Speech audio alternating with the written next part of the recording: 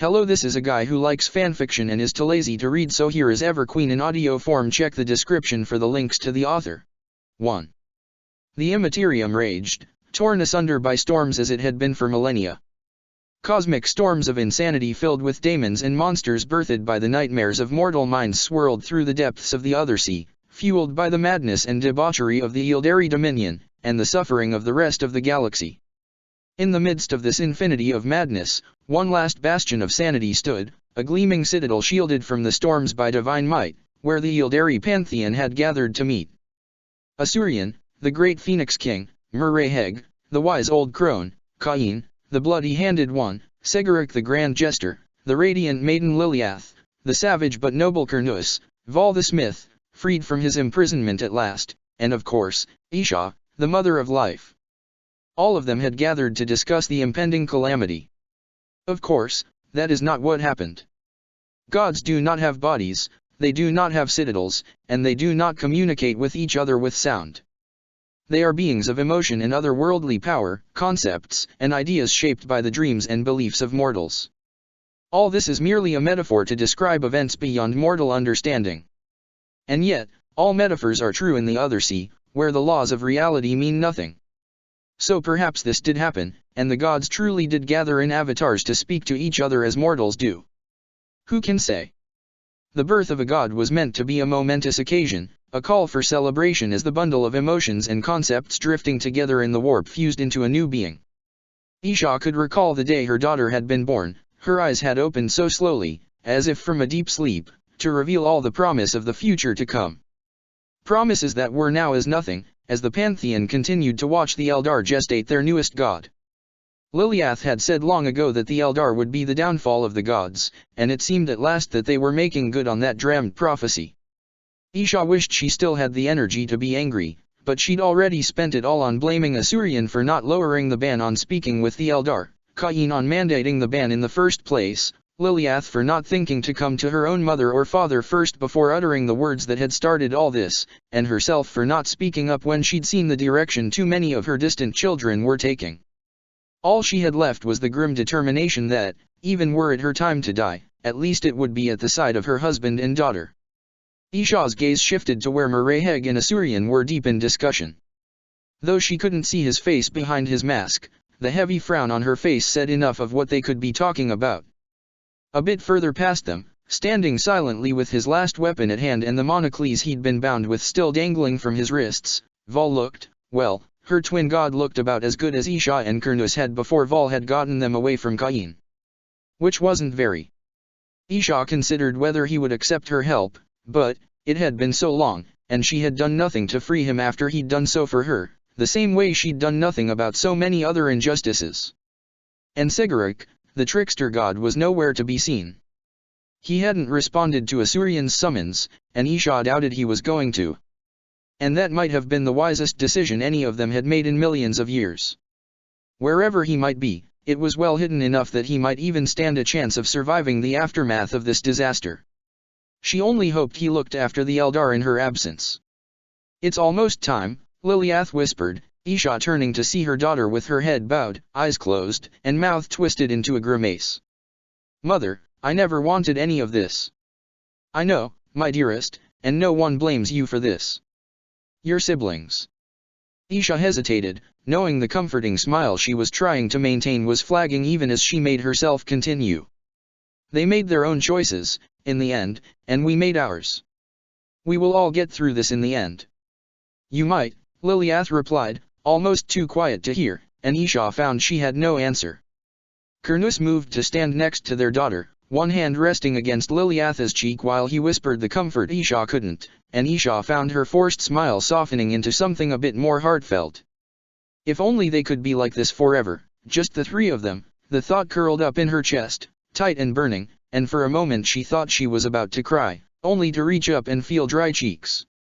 She frowned as the tension in her chest built, hands moving to clutch at the building phantom pain. This feeling wasn't coming from her. This was. It's here. The warp buckled and screamed. And Isha's universe was pain. It was like someone had torn open her chest with both great haste and deliberate care, hands reaching in and plucking out her insides until she was nothing but a hollow simulacra of herself. She didn't even remember collapsing to her knees, just that one moment she had been fine and the next. Agony. She distantly heard someone screaming, though it took her too long to recognize it was her own voice. Which was sort of funny, because she felt like she couldn't breathe, throat choking on tears for each and every last one of the quadrillions who had died and were dying and were doomed to die without protection, each one of their names barely registering in her conscience before they were drawn into the voracious maw of the youngest god to fuel their rampage. Their voices whispered in her ears and dragged along her skin, lighting up already frayed nerves as they begged for survival and mercy they wouldn't get. Your rampage ends here, whelpling. She forced herself to look up, the youngest god a horrifically perfect fusion of all the other gods they'd consumed while she was unable to do anything in her agony, swinging Asuryan's own weapon with a careless ease against Cain's bloody fury and holding their ground. The other gods' bodies were in various states of dismemberment, all their chests torn open literally where hers was still figurative. Another claw brushed against her cheek, and Isha startled as she realized the voices she'd been hearing weren't just those of the dying, but the already damned as well. The parodies of her children giggled and mockingly cooed as they surrounded her, taking turns wiping her tears away and consuming them with great relish, or dragging their bodies along the increasingly visible scraps of skin as they almost tenderly tore her armor and clothing away to get to her naked flesh. One nibbled and bit at her throat, and she screamed again, throwing all of them away with warp vines while she tried to find the energy to get to her feet. The daemonettes were unfazed, laughing with glee as they scrambled to their feet and ran around or into her lacking defenses. Those grabbed by the vines looked excited to be sloppily strangled, while the rest pouted as they clung more tightly to her, claws tangling in her clothing and hair and making it obvious that she was going nowhere until their master was done with fighting Cain. How was she not dead yet? She knew how pathetic she must look, unable to even fight off lesser daemons from her prone position. She wouldn't have even noticed while she was blinded by the pain of the youngest's birth and the death of her children, and at least she wouldn't have to continue living with all this pain that refused to fade into blissful numbness. Compared to all the rest, who at least looked like they'd tried to fight, she would have been a laughably easy meal. But they were dead, and she wasn't, and somewhere in her grief she felt the slow, cold grip of terror take hold as she considered what other uses this new god could have for her. "Oh mother," the daemonettes whispered in her ears, voices riding the high of power as all the Eldar souls that had served as spark and fuel gave them unbridled confidence. "Please mother, give us more, give us everything." The warp shifted, and Cain and his opponent barely hesitated a moment in their ongoing battle as three more slowly arrived from their domains in the untraversed reaches of the warp. First came the thousand whispering voices, a shifting mass that lowered itself to pick over the remains of Mereheg with interest. Eyes formed to stare at her and just as quickly shifted away, looking at all of them and none of them, and she almost felt relieved that it and its equally unconstrained minions seemed so disinterested in her continuing existence. Then came the wave of rot, giggling rolling balls of unlife that squirmed into the area around her, striking back at the daemonettes that tried to swat them away. The vines withered in the presence of their master, the living infested carcass that made her want to gag as it stifled her and made the remaining daemonettes curl around her defensively. And last was the dark mirror of Cain, the taste of iron and blood and the clank of armor washing past her as the chaos god of war and his army came to watch the battle unfold. Several daemonettes pulled themselves away from her, throwing themselves almost eagerly onto the blades and moaning with delight as they were cut apart and dissolved into warp stuff to rejoin their master. The blood god strode towards Slaanesh and Cain, his blade drawn and his intent clear. "Enough of this," said Kern, his voice containing the echo of 1,000 battlefields. "Cain belongs to me, whelp, not you." Cain's looked even more enraged than before at Kern's words even as he continued to duel with Slaanesh, but the latter's eyes turned cold as they turned to look Kern, even as a smirk stayed in place. "Yours," replied Slaanesh, throwing their hair back as they parried another strike from Cain, letting the latter's blade barely scrape across their cheeks and leave a dripping wound, daemonettes eagerly catching the drops even as the wound healed into unblemished skin. "He's an Eldar god and therefore he is mine. Mine by right, mine to devour and play with as I please.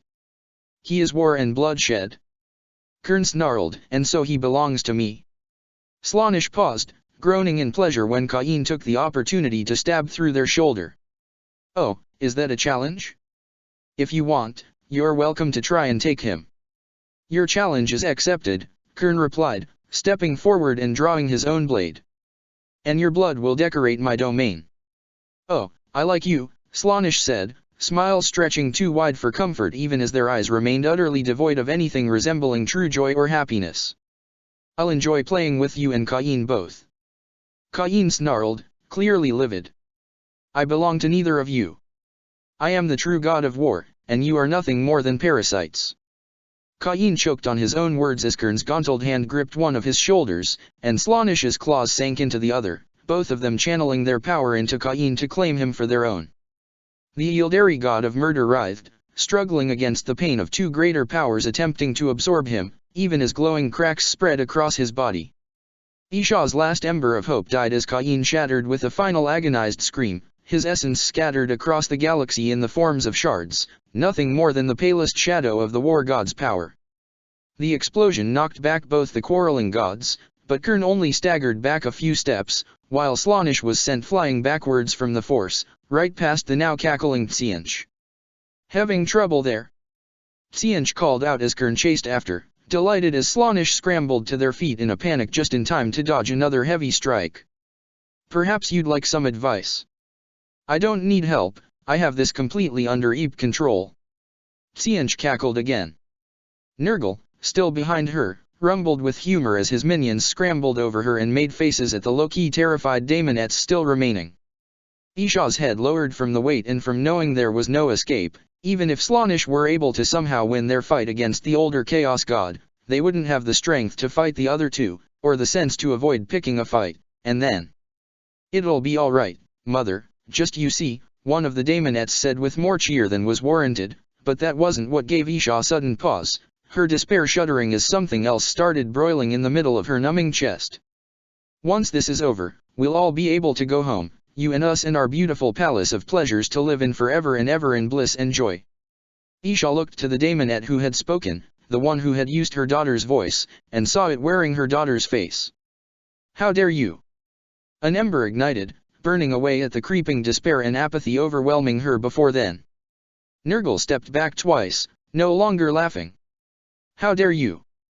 The daemonette fell back and stared at her, along with all the others holding onto her as she slowly, painfully forced herself to one knee, and then to her feet, and realized how small it was compared to her and her stoked fury. Tsiench had stopped laughing as well. You have no right to her memory. The daemonette screamed as Isha's life swept up and surrounded it, still having the gall to wear Liliatha's face and voice as if it belonged to it, as if it was funny to dangle everything she'd lost in front of her face. You have no right to her face or her name. Isha snarled, snapping it apart and taking vindictive satisfaction as it was dissolved into nothing, unable to return to its master. Isha's satisfaction was short-lived, however, when she turned to see all four Chaos Gods watching her, various degrees of surprise and annoyance in their expressions. She swallowed, wishing abruptly that she hadn't snapped like that, because now she was interesting, and with four gods who could easily make her as nothing with a single backhand, interesting was the worst position to be in. Strong words, Tsiench said, all its eyes now on her. But not much in terms of execution. Certainly not words for such a delicate bloom, Nurgle said. Come now, forget that anger and stay with me in my house, so your weary heart might know the peace of my family. Heh, the first time she's done anything interesting in her life, and you want to stop her immediately, Kern said, something almost like admiration in his voice. Let her fight a while. I want to see the blood she spills before she falls. Isha was trapped between the three while the fourth watched on. She had nowhere to run, nothing to fight with, and so few followers that she might as well be a joke to them. All it seemed she'd managed to do is add a third interested party into the mix of those fighting over her fate, possibly a fourth if she managed to dig herself into even more trouble in the next few moments. Of course you do, you barbarian, Tsiench mocked, one temporary arm waving the war god away. What's next? You whisk her away to gorge her little plant armies on your rivers of blood. If it makes her worthy, then I see no reason not to, Kern agreed. What could she do? She couldn't choose Slaanesh, not with what they represented in her terrifying imaginings of just what they were saving her for. She refused to give in to Nurgle, knowing she would never escape his garden of rot without outside aid. To trust Kern was akin to trusting Cain, especially since she did not know how such an allegiance would twist her in the long term. And Tsiench, the mere idea of trust was impossible to him, aside from how to exploit it. "She's mine, Gurn," Nurgle rumbled, all his good humor gone. "It was agreed long ago. And last I checked, treachery was not your domain. Last I checked, she was too much a pacifist to even think to fight back. Funny how things change." "You all seem to be forgetting something," Slaanesh spoke up, gaze sliding over her in incredibly uncomfortable ways that would have her shaking if she weren't already trembling in fear and anger. "She's Eldar, therefore she's mine. To cling to life on her own in the warp, always one step ahead of the four, a short-lived fantasy, doomed to soon fall into one of the fates she already knew awaited her. There was no safety in the warp, not anymore." Isha stopped. No safety in the warp.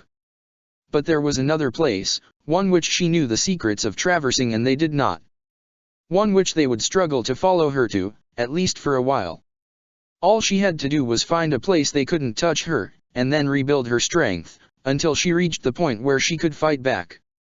"Stay out of this if you know what's good for you," Tsiench said, continuing to watch all of them at once. "We'll probably be a while, so go play with those shards of Kain or something. I am your equal." Slaanesh snapped, raising a Surian's blade and snarling. "I have every right to defend my property." She stepped back once, then twice, making herself look small and meek and afraid, which wasn't hard when much of her still felt that way. A few minions of the four gave her looks before their gazes were drawn back to the increasingly snappish argument over her fate, Kern looking close to ready to start throwing Slaanesh around the warp again, and Nurgle set to either join him or oppose him. Where could she go, though? She needed a place they and their followers of the warp and Matarium could not go without consequence. A place where her strength could be recovered unchallenged. Her thoughts drifted to her still surviving children, a mix of grief, fury, and disappointment swirling in her chest as she considered her options. The Exodosites were far scattered and had little manpower. If it wasn't enough that she might end up favoring one world's culture over others, or worse, snub her hosts by attempting to remain aloof in such dangerous times, the forces she would call upon herself, no, she would search them out only once she was sure she could convince and protect them. The craft worlds were still reeling, trying to figure out what to do in the aftermath of this, and asking them to try and protect her when they didn't even know how to protect or define themselves yet. Even if she could guarantee the first wave of chaos could be fought off, what of the next, or the next? It was better to give them space to grieve what they'd lost and begin adjusting to their new circumstances. The webway, she would be safe there, especially if she could reach the Black Library. Her fallen children might be a problem, but while her knowledge might not be on par with Sigurika's, Isha knew the webway better than any mortal alive and could easily avoid the Drukhari. But as she quietly cast her senses about, Isha found no webway gate nearby that hadn't been shattered and infested with daemons. Perhaps if she fled to a craft world or one of the Exodite planets, she might be able to get through their webway portal, but chaos would follow her, and even if she escaped them, they would no doubt consume that world and its inhabitants. She took another 3 steps back, shaky and fearful and absolutely in line with the pathetic little toy they all saw her as. So she couldn't go to her children. She ignored the small amount of relief she felt at not having to look them in the face so soon after their fall, to smile while wishing she could yell at them and weep over what they'd done to themselves, to know that she could give them hope only to break them all over again if she went to them only to be killed the first time chaos came to make their claim. What was left, then? There was one option. 3 steps. It could very well mean her end. 2 steps. She wouldn't even blame him, really, not after everything done to him and his people by her own. 1 step. But anything he had to offer, whether refuge, imprisonment, or a clean death, was still vastly more merciful than what she could expect from chaos. And there. She stopped, looking to the 4 one last time, feeling the warp around her writhe with their argument. Idly, she wished she could have grabbed her husband's spear or her daughter's staff, but they were at the feet of Slaanesh, and the Chaos God would not take kindly to her taking what they had already claimed as theirs. In the end, she had no other choice. She turned and ran like she never had in her life. She heard the squawk of alarm behind her as someone noticed her flight, but she had no energy to waste on anything but pushing herself to her limits, instinct leading her along favorable currents and past snarly storms, all the while using her quickly dwindling essence to snare the armies of chaos behind herself. Isha could hear the shouts behind her, the four fighting each other as much as they were chasing her, which was the main thing keeping her ahead of their combined fury. It seemed they hadn't realized where she was running, or even they would have foregone their arguments to stop her, giving her a flutter of hope. "Got you!" Isha screamed as a keeper of secrets swept in front of her, pleased to have cut her off for its master, and instincts had her flinging more brambles in its direction. Unlike its lesser kin, it wasn't killed, but it was hindered, giving her a chance to sweep past it and count her seconds until she was in place, even as she felt the four close in around her, a noose that would damn her to oblivion. And then she was out of time. She looked to the armies around her, their masters to a one with murder and worse promised in their gazes for the sheer gall of defying them. Despite her fear, a smile flickered across her lips, some comfort in knowing she had one last trick up her sleeve.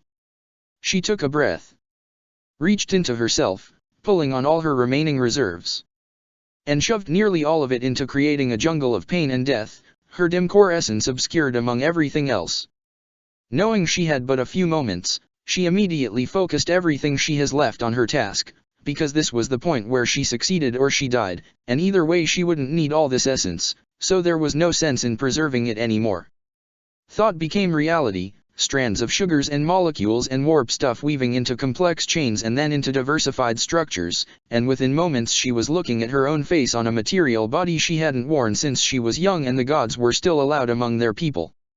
The four were tearing her jungle apart, sensing her on the cusp of victory, and she poured what she had left into herself even as she calculated just where and how quickly to throw it to cover the remaining distance in both the warp and the materium.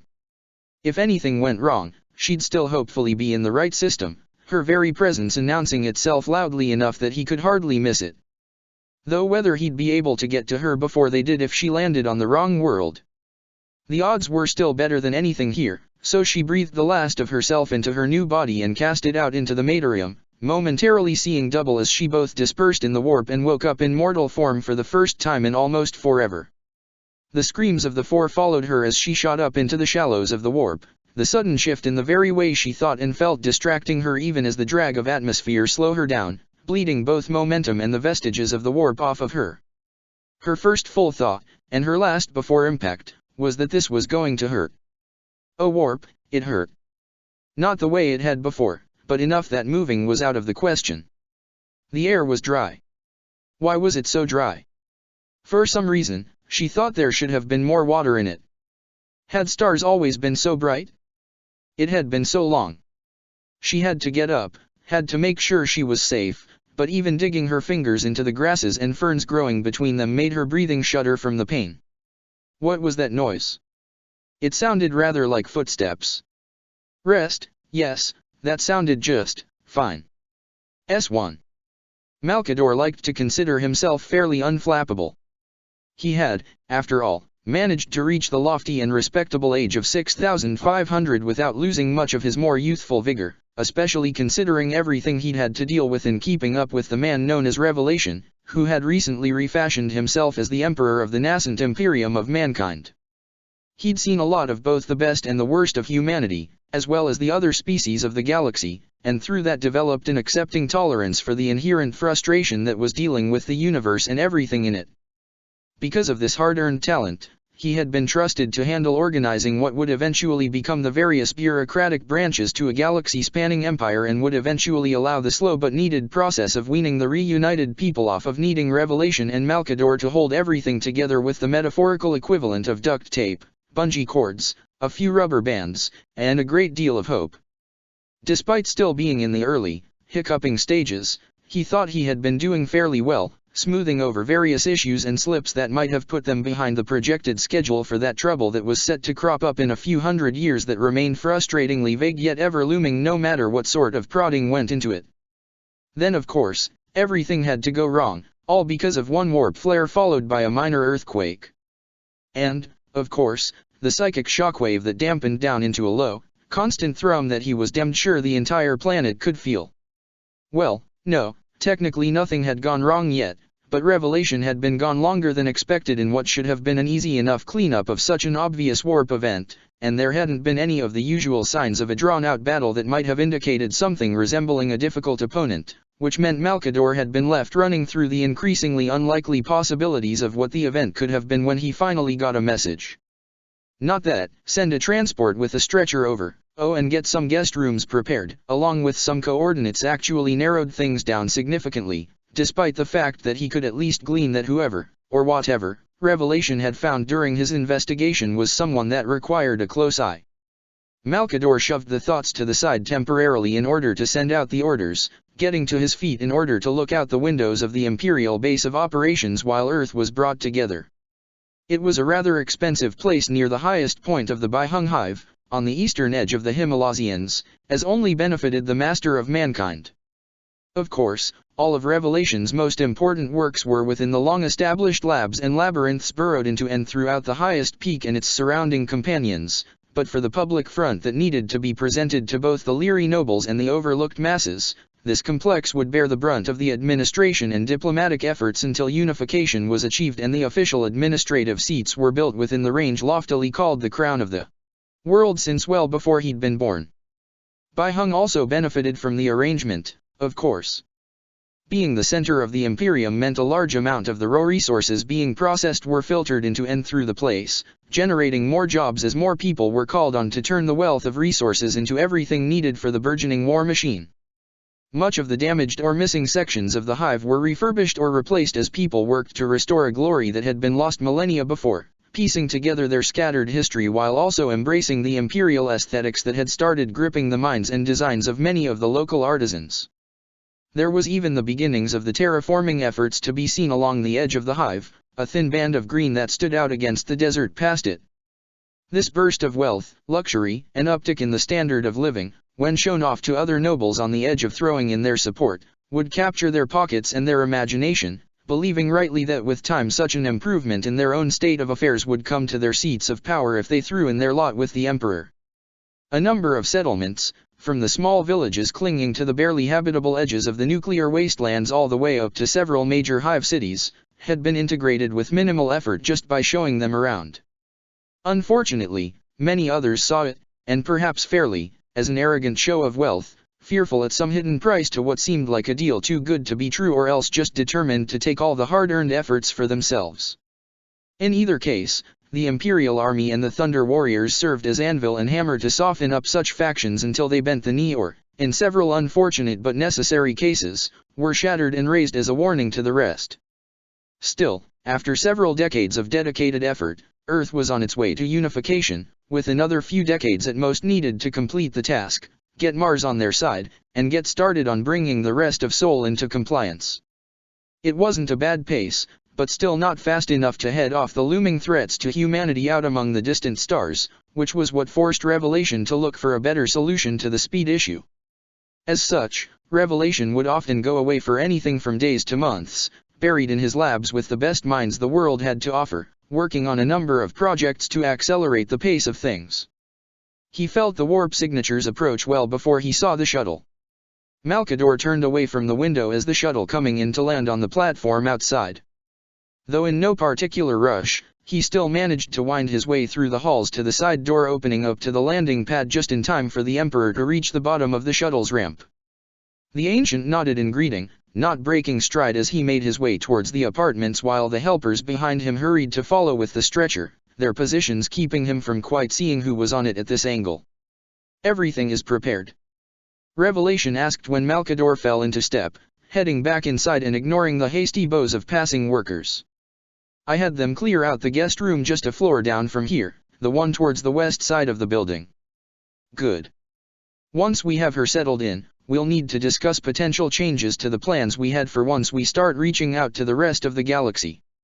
Any calculations he had on the identity of their mystery guest were promptly thrown out the window. Who in the world could be so important that you're already considering changing your plans around for them? "If I'm right," Revelation said in a tone that implied he knew he was while offering over a picked recorder. "Then the better question to ask might be what. Malkador took the picked recorder, capturing every detail of the video as it played back. It was obviously being held by one of the first responders to the impact, the recording starting at the edge of the new crater before the woman, based on her voice, peered over the edge with it, into a dusty crater that contrasted greatly with the small oasis of life that had sprung up in the center. Fast counting noted at least half a dozen different blooming plants, several different grasses, at least 3 creeping vines, and what seemed like the beginnings of 2 shrubs, all within a small, perfect circle centering on what could only be an Eldar woman, bedecked in nothing but the plants growing over her limbs and up her sides, along with the thin coating of debris that had fallen back on her after her landing. No armor, no technology, but still somehow alive in an impact that should have turned her insides into a bloody slurry, and unconsciously growing plants that would have more suited the climate of the area 5,000 years ago. Malkador stopped the recording. I wasn't aware of any Eldar with such a talent in biomancy. There wasn't one. Well, that only made everything more ominous. He had a feeling that his nascent headache was only going to get worse once revelation outright confirmed her identity. There was one possibility, an impossible one, but when all other options were exhausted, then whatever was left. Why did the Eldar have to make everything more difficult? On the stretcher behind them, the Eldar woman whimpered in her sleep. 2. The room she was being kept in had no windows. Isha did not mean it to sound ungrateful, because she was grateful. Not only was she alive, but she was for the most part being treated kindly, if distantly, and warily. Her room was spacious and comfortably lit, with furniture and decorations she assumed were considered high quality among the nobility of this region, if not the world as a whole. She had a bathroom where she could clean herself as necessary, which even had a door she could close, if not lock. She'd been provided comfortable clothing, ample reading material and basic manuals to learn the languages they were written in, and several meals a day, brought in by quiet workers who left her the trays to eat at her leisure in privacy. The bed she was avoiding. Being unconscious was a horrible experience, and one she never planned on repeating. Really, it was just that she wasn't quite used to the feeling of being closed in like this yet, and the lack of window seemed to exacerbate the issue. Well, that and the guards she had glimpsed once outside the doors when her food had been brought in, and she suspected that was only because they'd wanted her to know not to consider the option of escape too closely. As if she had anywhere to go. Isha felt a brittle smile on her lips before she sighed and let it slip away, rolling one of the savory flavored berries from her recently delivered tray between her fingers as she sat at the faux wood desk, elbows resting on top of it. Whatever else she could say about her situation, she at least had gotten what she'd asked for, safety from the warp and time to think on what to do next. The most important thing, of course, was to gain the trust of humanity's guardian, the one they were now calling the Emperor, but therein came the issue. How? She couldn't offer technology, because most of her people's crafts came from their unique talent with the many varieties of psychoplastics they'd developed over the ages, which were frankly useless for a race whose psychers could not achieve the spiritual resonance necessary to make or shape them. She couldn't offer allegiances or trades when she didn't even know she could keep them, or what she'd have available to her. She couldn't even really offer knowledge of the wider galaxy, because while she'd always kept more of an eye on the Materium than the rest of her pantheon, she had never been close to omniscient even at the height of her power and reach all those millions of years ago, and in the aftermath of Slaanish's birth, her people, and the galaxy as a whole, were likely to be shaken up enough that many of her predictions and assumptions would fall through. All that really left her was herself. Even as weakened as she was, the secrets of manipulating life were more deeply ingrained in her than natural instincts were in the life of the material, and that sort of talent was something she could barter for that valuable commodity of trust. There was every chance it could backfire, that she was merely kept prisoner in order to further the Emperor's own goals, but if she did not extend some manner of trust first, then what would have been the point of coming here in the first place instead of running to her children or letting chaos take her? Isha finally put the berry in her mouth, closing her eyes as she let it break down in her mouth into its component parts. She'd started doing it merely to finish centering her mind in the Materium, grounding her in the constant and still slightly alien pace of time on this side of the divide, but continued out of a sake of curiosity. No matter how the food was prepared, the underlying material remembered how it grew, and through that she could get an idea of the world beyond her small apartment. This berry had been grown indoors, with artificial lighting and heating based on the consistency of its growth. The roots had never touched soil, a gentle nutrient bath, it seemed, though one that needed some repairs, as she could just taste the hint of the waste chemicals that hadn't been filtered out in whatever recycling process the system was using. This particular berry and its companions on her plate had been picked from their parent plant about 2 hours before it had come to her room, this one in particular seeming to be about 2 local days before it would have reached its peak ripeness. She let it roll over her tongue, prodding at the underlying genetic material, tracing its lineage back across thousands of generations of careful breeding and gene editing to its wild ancestor. Something a bit smaller, with a uniform yellow expression throughout, sweeter, more sugar production? Isha frowned, tracing the domestication forwards, first for larger fruit, then for color? Or perhaps that was a side effect of breeding for a flavor preference of the time, since it was only a few hundred or so generations past that where the genetics were altered to return some more of the sweetness to this lineage, as well as change the color expression and size a few more times. The most recent changes seemed to be repairs to genetic drifts outside of certain ranges of expression, possibly to counteract the effects of radiation damage to the chromosomes. All that and more was parsed and put to the back of her mind in the time it took to chew and swallow, opening her eyes and reaching out for another before pausing as she heard the door open behind her.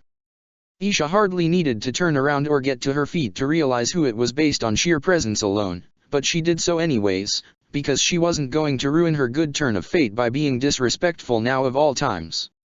"Your Majesty," she greeted, bowing at the waist and hoping he wouldn't notice her briefly bite her bottom lip. "You may rise," the Emperor replied, voice cool, but not icy as she'd halfway expected with how she'd all but barged into his home world. Isha straightened from the bow, for the first time meeting the Emperor's gaze. "Is there anything I can help you with?" "Perhaps." Isha tried to think of something to say to that, but came up with nothing, so instead she waited for him to continue. Not for the first time did doubts over her choice start creeping up in the back of her mind, but she forced herself to ignore them. "In other circumstances, you know I would not have shown you mercy," he said. "I'm aware of that," she replied. "And I thank you for it. And yet you came here, instead of going to any of your people scattered across the galaxy, knowing that almost any of them would fall over themselves to host and protect a shard of their own mother goddess." Isha couldn't help but let her gaze slip away, but she hoped the worst of the heartache was hidden behind her forced calm. "It was a risk I was willing to take." She couldn't be sure, but she thought she could catch a hint of surprise before it disappeared. "A vision?" She shook her head, making herself look back up at him. "I've never had a talent for gazing into the future, unlike my daughter. I judged the odds of my survival versus that of my people in the little time I had, and took a leap of faith." He considered her for a moment. "You would have my people act as a barrier between yourself and the four instead." Isha winced, realizing how bad that must look. "I hoped to just have enough time to recover before I went out and spoke to my children. I did not intend to put your people in harm's way for my sake, or even interfere with your own plans for them." She hesitated for a moment before deciding honesty was the key here. "If I am to be frank, Your Majesty, while I hoped you would give me refuge while I recovered, my primary reason for fleeing to Terra was that anything you would do to me would be better than what I would suffer at Chaos's hands, even if it was just a clean death." The Emperor did not visibly react to her statement, but his aura of power seemed slightly less overbearing, though any creature who lacked Isha's level of sensitivity to the warp likely would not have noticed the difference. "The fact still remains that your presence poses a danger to my people. What would you offer me in exchange for your desired respite?" "I would offer my talents and knowledge in life weaving towards any need you might have of them, as far as you are willing to trust me." "Any need?" he asked. Isha hesitated. "No weaponized diseases." "Your offer will be considered," he said. "However, that leaves the matter of your exodus." She wished she could have been surprised. "I don't have anything else to offer right now. I have no contact with my children, and I have no way to contact them without either finding a way into the webway or stretching myself thin reaching out while hoping that the four do not take the opportunity to come after me." "You can't contact them through the warp." Isha smiled with no humor. "What you are looking at is everything left of myself. I did not want to leave even a piece of my core essence within the warp for the four to torture and use against me, and I did not have the strength to make more than one avatar after my flight. While it limits my options and my reach, it also means that they can only attack me through their proxies within the Materium so long as I remain here. This time, she was almost sure she wasn't mistaking the glimmer of surprise and interest in his eyes before he concealed it again. And you did not use this capability beforehand while your people were creating that abomination. Asuryan's ban was absolute while he still lived, she replied. Now that he has been stripped of his power and resides within the stomach of she who thirsts, his ban holds no sway on me.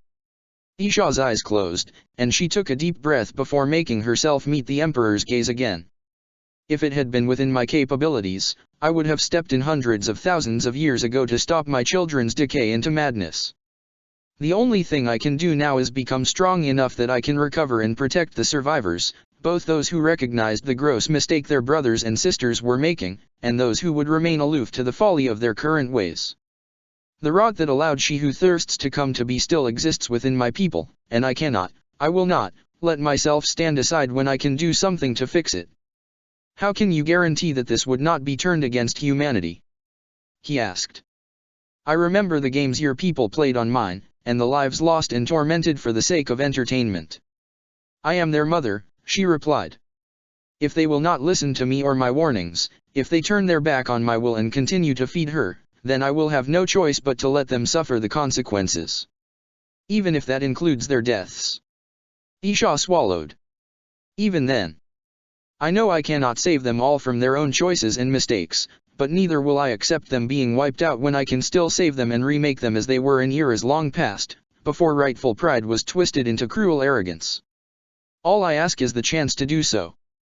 The Emperor said nothing, and Isha hoped that it was because he was considering her seriously and not merely thinking of what use he would get from her before snuffing out her life. Your offers will be considered, he eventually said. Until I agree or refuse, you will remain here and not give me reason to second-guess your presence. Isha tilted her head forward in compliance. I understand. He turned and left the room, the door shutting behind him with a finality that let her collapse back into her seat, exhaling heavily as she rubbed at her forehead, breaking down stress chemicals before they built up into a headache. That conversation had been both easier and harder than she thought it would be, and she didn't harbor any illusions that the ones to come in the days to come would be any better. But there was a glimmer of hope for the future now, and she had to do everything she could to keep heading towards it. She only hoped her children understood her decisions one day. 3. When the doors next opened for someone besides the staff, Isha was skimming through what had turned out to be a romance novel after the first few minutes of reading. She had no idea whether this had been meant to be among the small collection or not, but at least it was an amusing distraction from her increasing worries as to whether the deal would be accepted. And so, tame, really, and that was something worth cherishing in the midst of all this uncertainty. She looked up from her novel, the small smile on her face dropping when she realized it was one of the golden armored guards standing in the entryway, face hidden behind his helmet. His Majesty has requested your presence, said the custodes, his voice cold and emotionless, save for a slight note of disdain, raising a pair of silver monocles inscribed with runes as he spoke. You are to wear these before leaving the room. The monocles were clearly imbued with the Emperor's power and radiated an aura that felt similar to the net of psychic wards around the edges of the room, a protection from any outside perception that could easily turn into a noose about her neck if Isha used too much of her power within its borders. These monocles would clearly serve the same purpose for whenever she was allowed to leave her quarters, until the day she, hopefully, obtained the Emperor's trust. Of course, Isha said, swallowing slightly as she set the data slates to the side and rose to her feet. She stepped forward hesitantly and raised her hands, tamping down on her wariness. As much as she disliked the idea of wearing those monocles, Isha knew she had no choice. Isha couldn't suppress a shiver as the monocles were fastened around her wrists, an unpleasant sensation of cold and heaviness settling on her body. Combined with the wards, the monocles suppressed her abilities to the point that the goddess doubted she'd be able to so much as light a candle. The custodes led her to the door and stepped out, showing that there were 5 other custodians waiting outside that were to be her escort. Isha could barely suppress a sigh of relief as she too stepped outside the room, the pressure imposed on her lightening as she was no longer subject to the effects of both the wards and the monocles at the same time. The moment was short-lived as the guards surrounded her, leading her down the hall. Still, Isha was glad to be outside her room. Being a fully physical being for the first time in her existence had been jarring in more ways than one. Her perception of time had changed greatly, and where once she would have barely noticed the passage of time, these last few weeks in a relatively small area under power-suppressing wards had been unbearably long, only mitigated to some extent by the collection of books. This might only be a brief reprieve, but it felt good. As they walked, Isha couldn't help but examine the custodians curiously. She wasn't scanning them, simply looking at them with her psychic senses the same way a human would with their physical senses, but even through her passive senses Isha could feel the echoes of the Emperor's power, the way these men had been reshaped on a physical, mental, and spiritual level by humanity's guardian. Their souls glowed a pale gold to her perception, and while Isha could not say precisely how powerful they were without an opportunity to study them properly, something which was incredibly unlikely, to say the least, she estimated that their physical abilities, though not their psychic ones, were in the range of some of her strongest children. It was impressive, to put it mildly. While it was true that she did have children who were capable of physically outmatching the custodes, they were not exactly common even before the fall, and the power of the custodians was a testament to the genius of their lord. As she considered her escort, Isha couldn't help but wonder if the Emperor would want her to create super soldiers for him. She had promised that she was willing to do anything except create weaponized diseases, and for all the Emperor's power and genius, his abilities were not attuned to life like her own, nor did he have the knowledge she had received from the old ones. Still, she couldn't imagine he would ask her such immediately, and even if the Emperor did tell her to make warriors for him, Isha was sure there would be heavy restrictions and her work would be checked repeatedly. After several minutes and moving through several empty hallways, which Isha strongly suspected had been cleared to ensure no one saw her, they arrived at their destination, another room, the Emperor's presence obvious even before she was directed inside. The first thing she took note of, besides the man waiting for her on the far end of the room, were the devices and machinery on the tables and hanging from the walls around the edge. She wasn't familiar enough with human technology to be sure, but there was a sense of purpose about the machinery, a faint echo of something that could be considered life, that suggested this was a place of research, and with that in mind she turned her attention back to the large table in the center that the Emperor was standing by.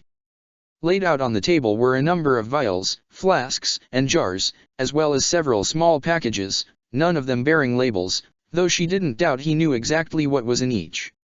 A test, then. Your Majesty, she greeted, still feeling somewhat awkward at not having a name to call him by, but also not sure enough of her standing to ask. Isha, he greeted, gesturing for her to come over to the table. I trust you that you can guess why I've asked you to come here today. Isha eyed the packages, vials and jars, each containing fluids or suspended materials that all had a minute presence to her senses. You wish for a demonstration of my abilities. Consider it a trial run of our deal, if you must, he said, reaching out to remove her restraints. Before you leave, I want you to have finished with everything on the table. As the shackles fell away and the Emperor stepped back, Isha breathed in deeply, enjoying the feeling of being unrestrained for the first time in weeks. Unless there were any serious surprises among this collection, she didn't think it would take all that long to go through everything, and then it would be back to her room and her partial isolation. Having something to do besides read and think would make for a nice distraction and get rid of some of the restless itch lurking in the back of her mind, and help deal with the unbearable tedium she felt as she tried to adjust to her new perspective of time. She looked back to him, asking, "Is there any particular order or request of me, or do I have a free hand in this assessment?" "It wouldn't serve as a good assessment if I told you what to do," the Emperor replied, just a hint of amusement to his tone.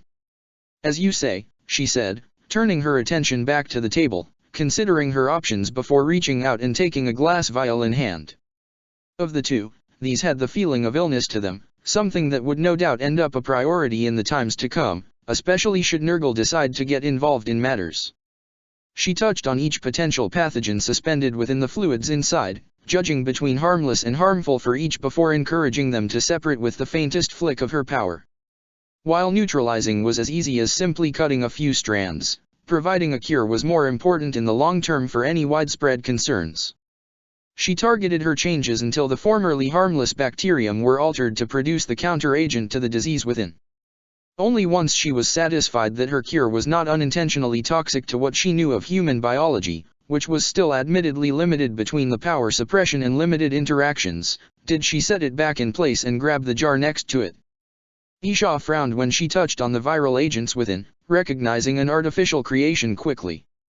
Something to eat through flesh in minutes, and so narrow in its comfortable environmental range that the only reason it could survive is through suspension in a container like this one, or by actively feeding and reproducing to outpace its reaction to oxygen. While this one was simple in purpose and design, it still reminded her that for all humanity was young, they still had plenty of experience in devising new and more terrible ways of killing each other and other races, even if they would never reach the vicious cruelties her children had managed over the ages. Exhaling, she tweaked and twisted until all that was left was a quick-acting counter-agent to the virus before setting the jar down and moving on. How much had been lost, she wondered, before turning her thoughts back to the present. She could think on such things later. The remaining samples were a mix of natural and designed, virus, bacterial, fungi, parasites, worms, and one case of mangled proteins that she needed to unfold and rewrap correctly. She had no idea how long she spent on her work, but as she set the last of 4 dozen samples down, she could feel the difference in her body, no longer tense from worry and the constant pressure of a threat hanging over her head. She'd even caught herself close to humming once when she'd forgotten where she was, and why she was doing this in the first place. She was in her element, and couldn't entirely hold back her smile even as she turned her attention to the other half of the table. Her fingers wrapped around the closest seed packet as she picked it up. She opened it, letting the partially dried seeds fall into her open palm, setting the empty container to the side as she picked out the damages of time and stress in each of the seeds in turn. It only took a brief moment's focus to repair damaged strands, snipping out traits more likely to harm than help the poor plants reach maturity and reproduce and replacing them as necessary, but she still paused to frown thoughtfully down at her work once she'd finished. Restoring things to what they were was no challenge to her, and not a good show of her ability. The question was whether going beyond simple cleanup would harm or help her chances. She glanced over to the Emperor, who had not moved since she began her work in favor of watching her progress, any opinion on her or her work kept to himself both in his warped presence and in his body language. Well, she'd been provided enough for some leeway. Putting a touch of her power into only half the seeds this time, she made some more adjustments, focusing on reducing water needs, increased yield, and after some thought, the ability to draw in and break down radiation-rich material without taking genetic damage in the process. She hoped the gesture would be appreciated for what it was, and not taken as an insult. With one last superficial change in color expression on the exterior, she tilted the seeds back into their packet and reached for the next. The seeds, ultimately, were a mix of food, medicinal, function, and presentation, though none of the 3 dozen packets were all of them. For each, she took half the seeds and simply restored them to pre-war sequences, while the other half were expanded upon, taking on new and beneficial traits without sacrificing much of what was already there. The only 2 she had to take additional time on were the packets of deliberately sabotaged seeds, teasing the material back from such heavy damages until there was no sign of anything they'd been through in their genetic weave. When she set down the last packet, she looked over the table one last time, checking to see if she'd missed anything. Partially, it was to ensure she'd been thorough in her performance, and partially, it was knowing that finishing meant putting the shackles back on, and being returned to her rooms of a different kind of shackle while waiting for the Emperor to make his determination. The taste of freedom, short as it had been, had helped her recenter her mind more than the weeks of waiting had, and to lose it so soon. Even a willing cage was still a cage, no matter how pretty the decorations. She closed her eyes and timed her breaths, stepping away as she told herself that this would all be worth it in the end. "You've finished, then?"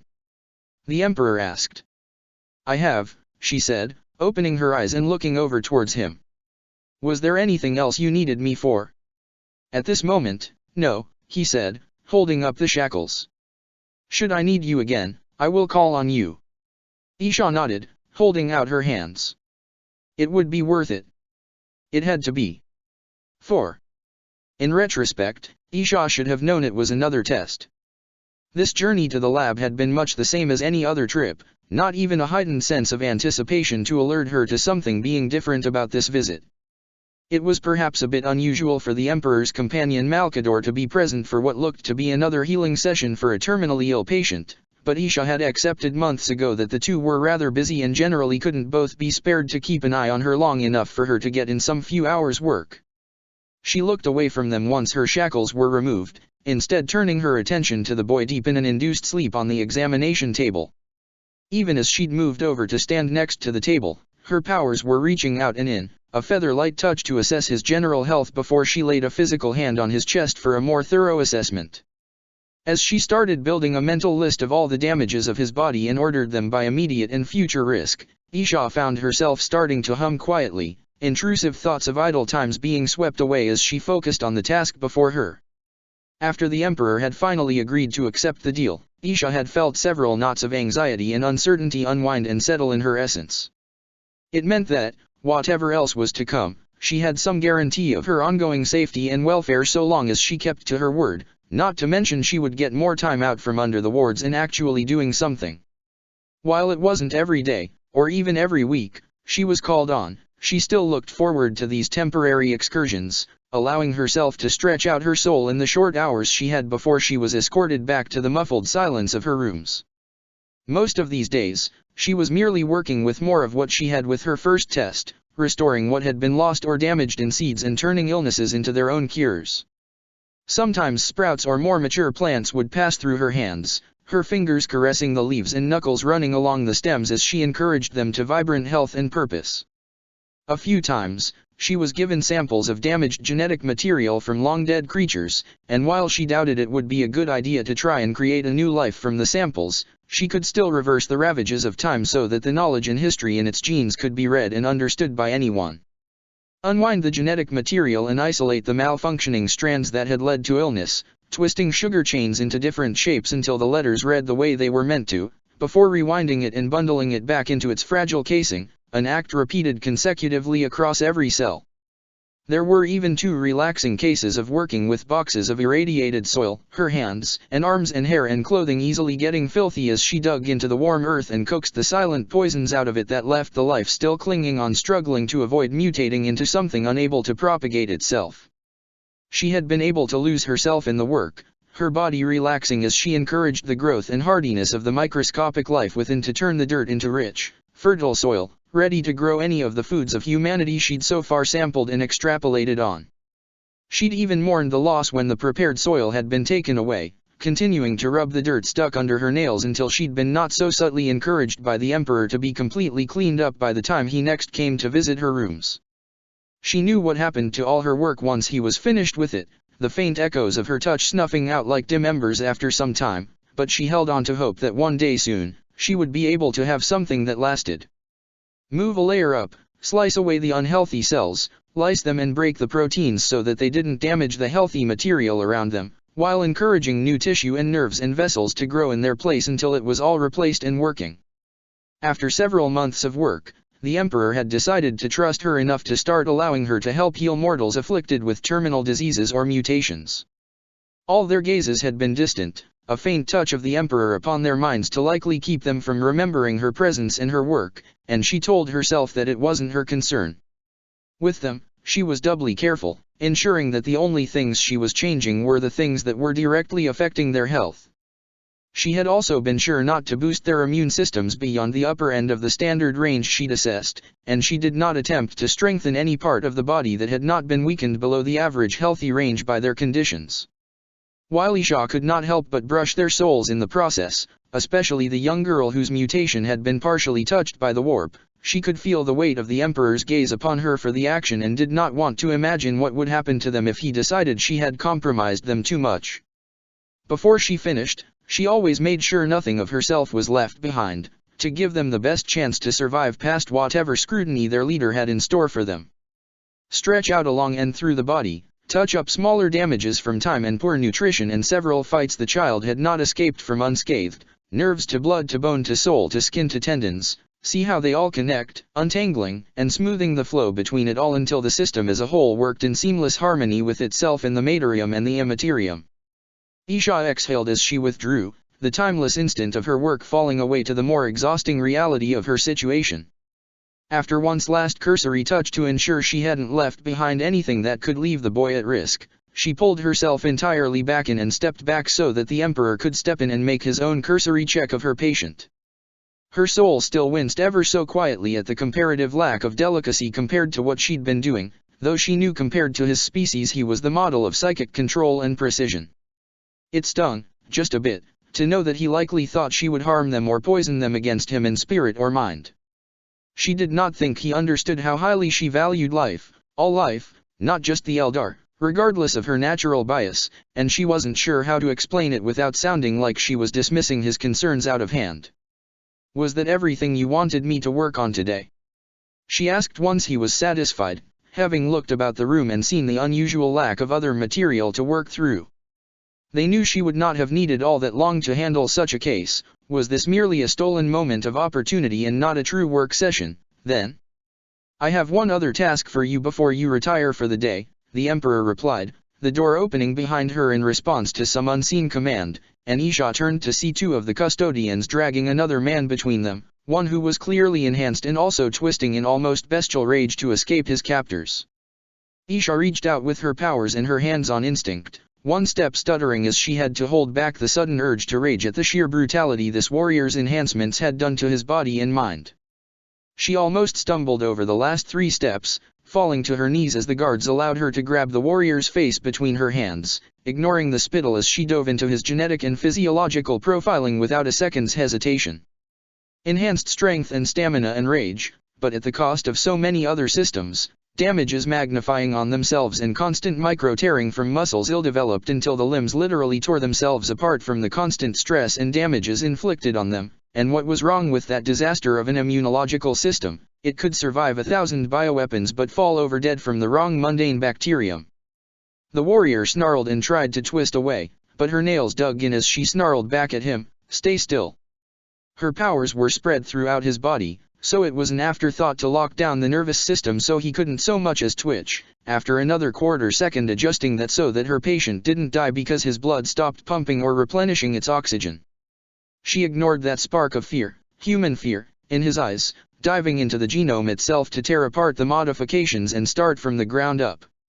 Take out the redundancies on the strength and replace these other segments with improved repair systems, clean out the adrenaline and reduce the input of the production systems to a quarter, seal up the ruptured poison cleaning organs and make the fluids leaking out dissolve into raw material for rebuilding elsewhere.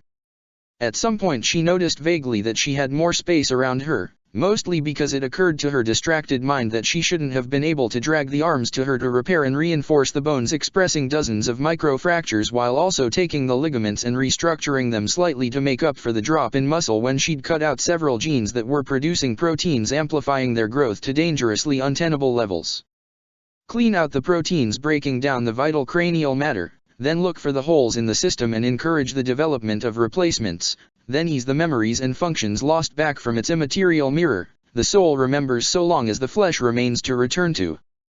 Only after Isha had finished going over the warrior 3 times to tease out other issues she might have missed did she finally let go in the world and the warp, his body hitting the ground as she leapt to her feet, a fire burning hot and dense in the center of her chest. "What was that?" she demanded, staring up at molten gold unflinchingly. "What did you do to him?" The Thunder Warriors were an experiment in producing a superior fighter with which to conquer Terra, he replied, the air around them growing heavy. The results were mixed, and unsuitable for long-term production. The results were because you only put effort into making them stronger and more brutal, not in ensuring they could survive whatever torture you put them through to make them that way. She replied. "Did you want them all to dash?" Isha's voice caught as she realized that the designs she had decried had not been entirely accidental. The Kruk had been, for all their might, the disposable armies compared to the other uplifted forces of the old ones. People are not disposable. "I apologize for speaking out of line," Isha said tonelessly as she bowed her head, ashes on her tongue as she kept her gaze to the floor. "Was this all you required of me?" The weight of the Emperor's attention hung over her head, not quite a hammer or a blade, but a promise of one nonetheless. Before it withdrew from her, his attention shifted to the still unconscious warrior. "Your services for the day are finished." She kept her gaze away as the shackles were locked back around her wrists, their weight almost laughably welcome in comparison to the weight in her chest as she kept turning the nature and genetic schematics of the Thunder Warrior over in her head again and again. Even when she was released to her room, she barely put more than a thought towards finding a seat, a shaky breath escaping her as her face hid in her hands. What had she been thinking, yelling at him like that? She had known she'd be expected to eventually work on enhanced warriors, had even accepted that they might need a good deal of work to bring them up to the bare minimum of her far too stringent standards, but what that had been. People are not tools of war. And thinking back on it, she had more than likely been talking under her breath as she'd worked, hasn't she? What had she said then, in front of multiple witnesses who had every reason to take the slights against them as excuse enough to cut her down then and there? Isha sighed into her hands, dragging them down her face as she looked back up to stare out blankly at the rest of the room. The worst part of it all was that she wasn't even sure she would be able to explain to him why she'd been furious, why she'd been close to ready to fight for the fate of this warrior who had suffered for the sake of serving someone who had given every sign that his survival or lack thereof had been little more than an excuse for his experiments. What else was he expecting from a mother of a race of bioweapons? People are not weapons. She shook her head, trying to make herself think of how she could make up for her slights, but she couldn't ignore the fact that there were more like that man out there, men who would likely die if not treated in time, and the likelihood of her even seeing them before them was now so low. But did it need to be her who did it? The design was clear in her mind, and the fixes were possible based off of her best assessment of the technology that had made them like that in the first place. Not perfect ones, but it would be enough to stabilize the worst, to give them more time to develop and prove they were worth more than to be thrown away once they were no longer useful. And he'd implied he was aiming for better warriors, something that she could easily build off of now that she knew what the horrifyingly dispassionate base standard for her to build off of was, and the technology she could expect them to be using to make it happen. All she needed was something to write on, material that was sorely lacking. Her gaze settled on the shelf of data pads. Well, she supposed she was already in enough trouble. 5. What is this? Isha blinked twice, looking from the Emperor to the data slate she'd just handed over to him and back. My notes on the changes I made to the Thunder Warrior, as well as some observations and possible improvements dependent on the technology you have available for the matter. Had she mistranslated? Her grasp on Gothic still wasn't flawless, and the more technical terms she'd wanted to use had not been a major part of what she'd been picking up in her limited conversations and readings. It might have been easier to put it into Ealdi as well, but simply resorting to the script alone was insufficient to truly express everything about her work. Despite that limitation, the diagrams should have been detailed enough for the Emperor to be able to work through on the imagery alone, or so she hoped. She'd never really had to do something like this before, so perhaps she had made a mistake somewhere? I am aware of that, he replied, gaze not relenting. I did not provide you a data slate to put these down on. I failed to have the forethought to ask before my outburst and dismissal, she replied, ducking her head slightly in embarrassment of losing grip on her admittedly short temper. I had to make do with the ones I had in my room, since I assumed there was nothing vital on any of them. And you considered this more important than waiting for my limited free time to request one. Yes, she replied, frowning when she actually caught his surprise before he masked it. I assumed you would want to compare my notes to your own observations sooner rather than later, as well as check my best estimates on what available technology you have to implement the gene therapies to fix the majority of the damages I noticed against what you have available to you. The Emperor was silent for almost a minute, some of the heavy set of his bearing and psychic presence fading back into what she had tentatively concluded was a mix of surprise and wariness. She found herself adjusting her own bearing, tilting her head back up and straightening herself enough to project what she hoped came off as confidence in her work without falling into arrogance. Why provide a gene therapy that you aren't required for? Why risk the chance of making herself unnecessary for his needs so early, and so soon after her outburst? Do I have any chance of seeing the rest of your warriors in the near future? She asked him, a slight tilt of her head to emphasize her point. Regardless of what you might think of me, I am not going to hold the lives of others hostage simply to make myself seem more valuable. However long it takes you to ensure that I am not trying to kill or subvert your people to my own means, giving you the means to save them now, in a way you can confirm and apply without any further input from myself, is the fastest and most efficient method I could think of to ensure the rest will not have to keep living with death looming in their own genomes any longer than strictly necessary. And why do you assume I need this? He asked, a darker note entering his voice. Why presume I care to save them at all? They are simply means to an end, and I can always find more where they came from, or replace them with something more suited to my long-term plans. Because it's wasteful, and we both know it, she said. The time needed to recruit and train more of them has more risk to your plans than the benefits of having the existing ones live longer, survive more, and gain the experience and skill that only time can provide to them. Even what I've gleaned of your custodians is telling, in that you have the means and the desire to make warriors that can live long and fight deftly, but not in large numbers. Isha paused, taking a breath as she composed her thoughts and guesses. Whatever means you use to produce your personal guard is lengthy and costly, possibly because it requires your undivided attention to manipulate their psychic presence into what you need for each one. On the other hand, whatever you are using to produce your Thunder Warriors works in greater numbers and without your attention, but at the cost of genetic stability. I could potentially help on the technology front, if I were ever allowed close enough to determine if my assumptions are correct, but until then, the best I can provide is what I am most certain is within your means to produce in large enough amounts to keep up with your recruitment for your warriors in order to make the best of your mixed results. The weight of his presence and expression lightened again, the Emperor's eyes dimming from hot gold as he looked at her with as close to open consideration as she'd seen yet, an expression he didn't immediately try to hide away. She hoped that was a good sign. At the least, it was a sign he wasn't somehow offended by her eclipsing him in her own speciality, and specifically gifted with almost all the knowledge of the old ones on the matter of life. He had made the offer, after all, and if he couldn't have accepted it, then she would have severely misjudged him. Not that she hadn't made such mistakes before. She mentally shook her head to rid herself of the thoughts, focusing her attention back on him.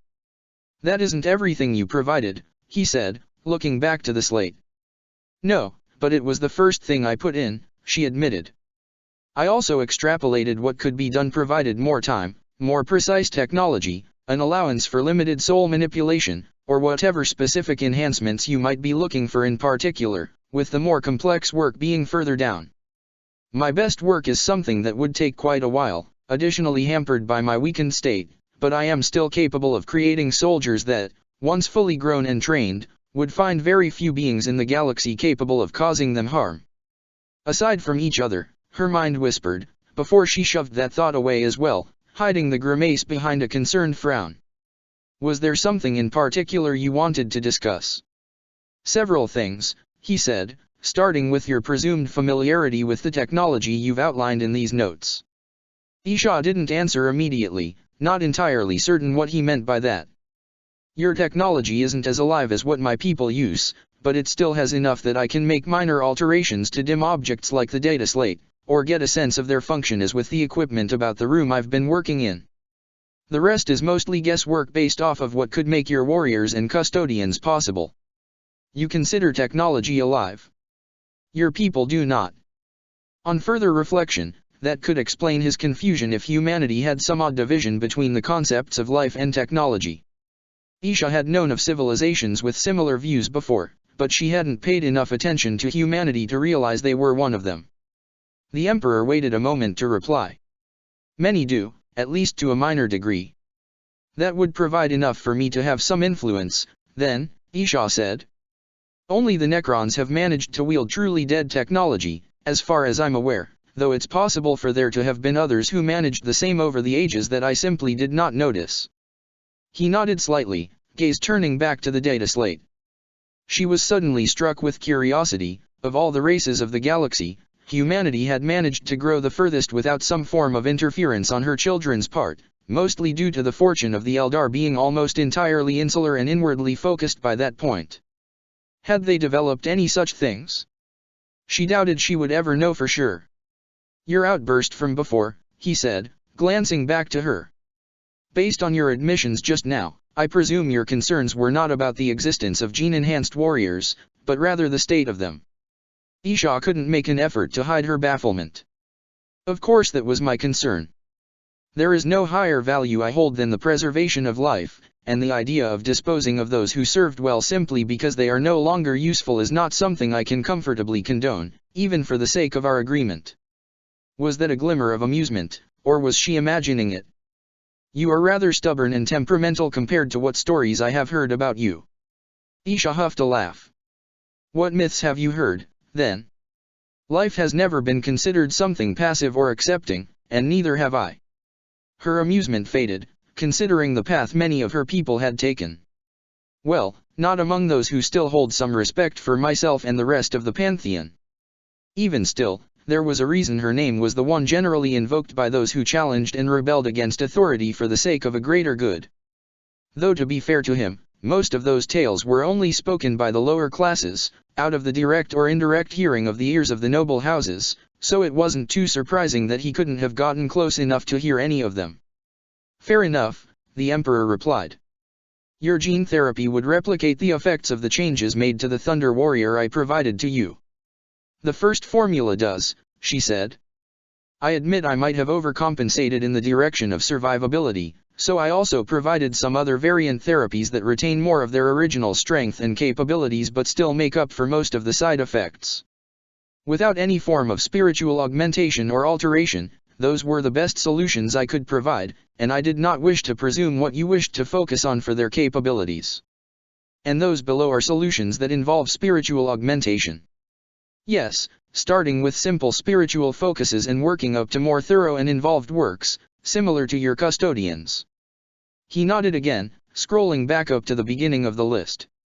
We will need to work on your Gothic to ensure you know the proper terminology for several of these concepts, but for now, I would have you explain each of your works for me. Isha nodded, taking a moment to pull up everything she'd written down before she started reciting, inwardly thankful that at least she'd be given the means to ensure her work could be understood. She knew this could have turned out much worse for her if she hadn't been so through with her work and honest in her reasoning, and in the process seemingly surprised him. She'd made him see her, not his perception of her, even if just for a brief moment. Despite that, she knew she had a long wait until he understood her, the same as she had to wait to understand him. Well, she supposed if there was even a time to practice her patience, it was here and now. S2. Malkador the Sigilite strode through the corridors of the Baihung hive, servants and workers moving out of his way with respectful bows or nods as he made his way towards the Emperor's private offices. With the latest victory of the Thunder Warriors over Khaligan's last major fortress in northern Ursh, many of its neighboring hives and villages were capitulating to the Imperial war machine with little fight, allowing for rapid expansion into those areas and the ensuing treaties and paperwork such things would generate. He turned down the corridor to the Emperor's rooms, where the walls were lined with the numerous banners and sigils of each major power that had so far joined the Imperium. Though the colors and designs of many clashed, careful space and design management had managed to make the whole thing look genuinely inclusive and tasteful, disguising some of the subtle show of influence it was meant to be for the rare visitor allowed this way. Arriving at his destination, Malkador ignored the two custodians who flanked either side of the door as he reached out to knock sharply on the gold and jewel-inlaid wood. A moment later, a deep voice spoke, "Come in." Pushing the door open, Malkador stepped into the Emperor's private study, familiarity removing the need to look around at the spacious chambers. Warm wooden floors and walls were lined with trophies and gifts from each and every settlement under the Imperial banner, from the greatest hives to the smallest nomadic settlements, while ironwood shelves almost seemed to bend with the weight of countless books and data pads from across the ages upon them. A rich red and black rug sat under the ancient redwood desk the Emperor was seated behind, the golden eagle sigil stitched into its center in full view of any incoming visitors. Around the massive bay window looking out over the hive and towards the distant Himalayas hung rich velvet curtains in dark red, gold trim along the tops and bottoms and gold laces keeping them pulled back to allow the afternoon sun to pour in, red through the dust and ashes still hanging in the upper atmosphere after the last nuclear bombings more than a century ago. It was here that the Emperor and Malkador could discuss things that were too delicate for other ears. It was in this place that they had made countless plans and strategies over the last few decades, as they plotted the unification of Earth, the building of the Imperium and the salvation of humanity. It was not quite the most secure place in the Baihung hive, that would be the Emperor's private labs, but it was secure enough for their purposes. Malkador raised an eyebrow at the sight of his friend poring over some documents. The sight in itself was not surprising, but the unusually frustrated scowl his oldest friend was wearing was. The Emperor raised his head, his scowl fading into a faint smile as he greeted the Sigillite. "Malkador, please sit. I take it you have good news for me." Malkador nodded as he sat down, placing the sheaf of papers upon the desk between them. "The campaign against Ursh has succeeded with the surrender of Moscow, and their neighbors are already making noise about abandoning Kalagan to defect to us. All reports from my people suggest we should be in full control of their northern territories by the end of the year. Kalagan's forces were also devastated in that fight. We killed many of his battle psychers and captured Moscow's commander. He should have valuable information on Ursh, and the interrogators are already at work on him." "Good," the Emperor said, his smile growing broader and more genuine. "That will make the rest of Ursh fall into line easier. What are you looking at?" Malkador's eyes lingered on the documents in the Emperor's hands. "Bad news." "Eldar documents," the Master of Mankind replied, sighing, and turning to stare at the documents in his hand with a renewed scowl. "Isha is, not what we expected. We need to know more about her." "That much is true," Malkador agreed, feeling his own headache return with his thoughts on their otherworldly guest. The two of them had crafted dozens of contingencies for the most unlikely of scenarios, including the chance of full-fledged invasions from Mars or Luna before the Imperial war machine was prepared to fend them off, but the arrival of an Eldar goddess upon Terra had been unexpected, to say the least. The Emperor had admitted to him that his first instinct had been to kill her and be done with it, but his pragmatism and curiosity had won out, so he had chosen to spare her until they could determine how she had materialized so easily upon Terra, when everything the two of them knew of warpcraft suggested such a thing should have been impossible. "Have you found anything useful?"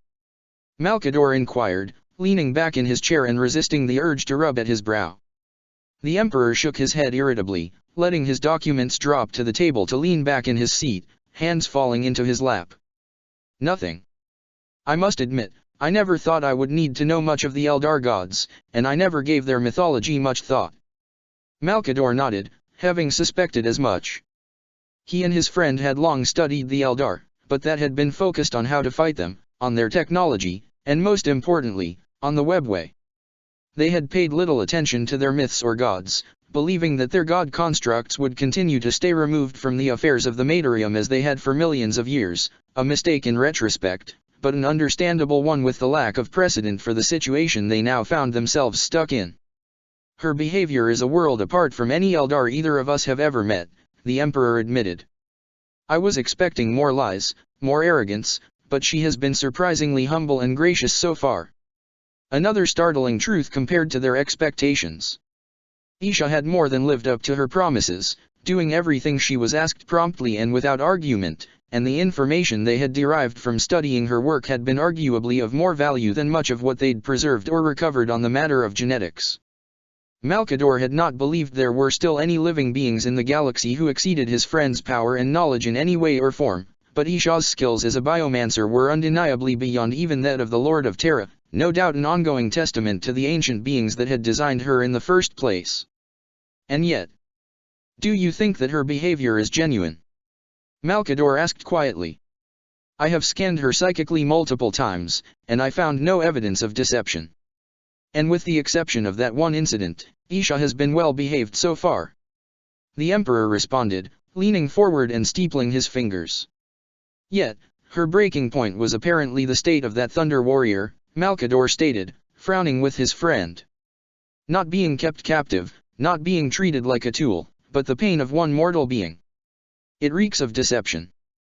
Why would a warp entity that was created before humanity's most distant mammalian ancestors crawled out from the ashes of the dinosaurs' extinction care about the suffering of one mortal?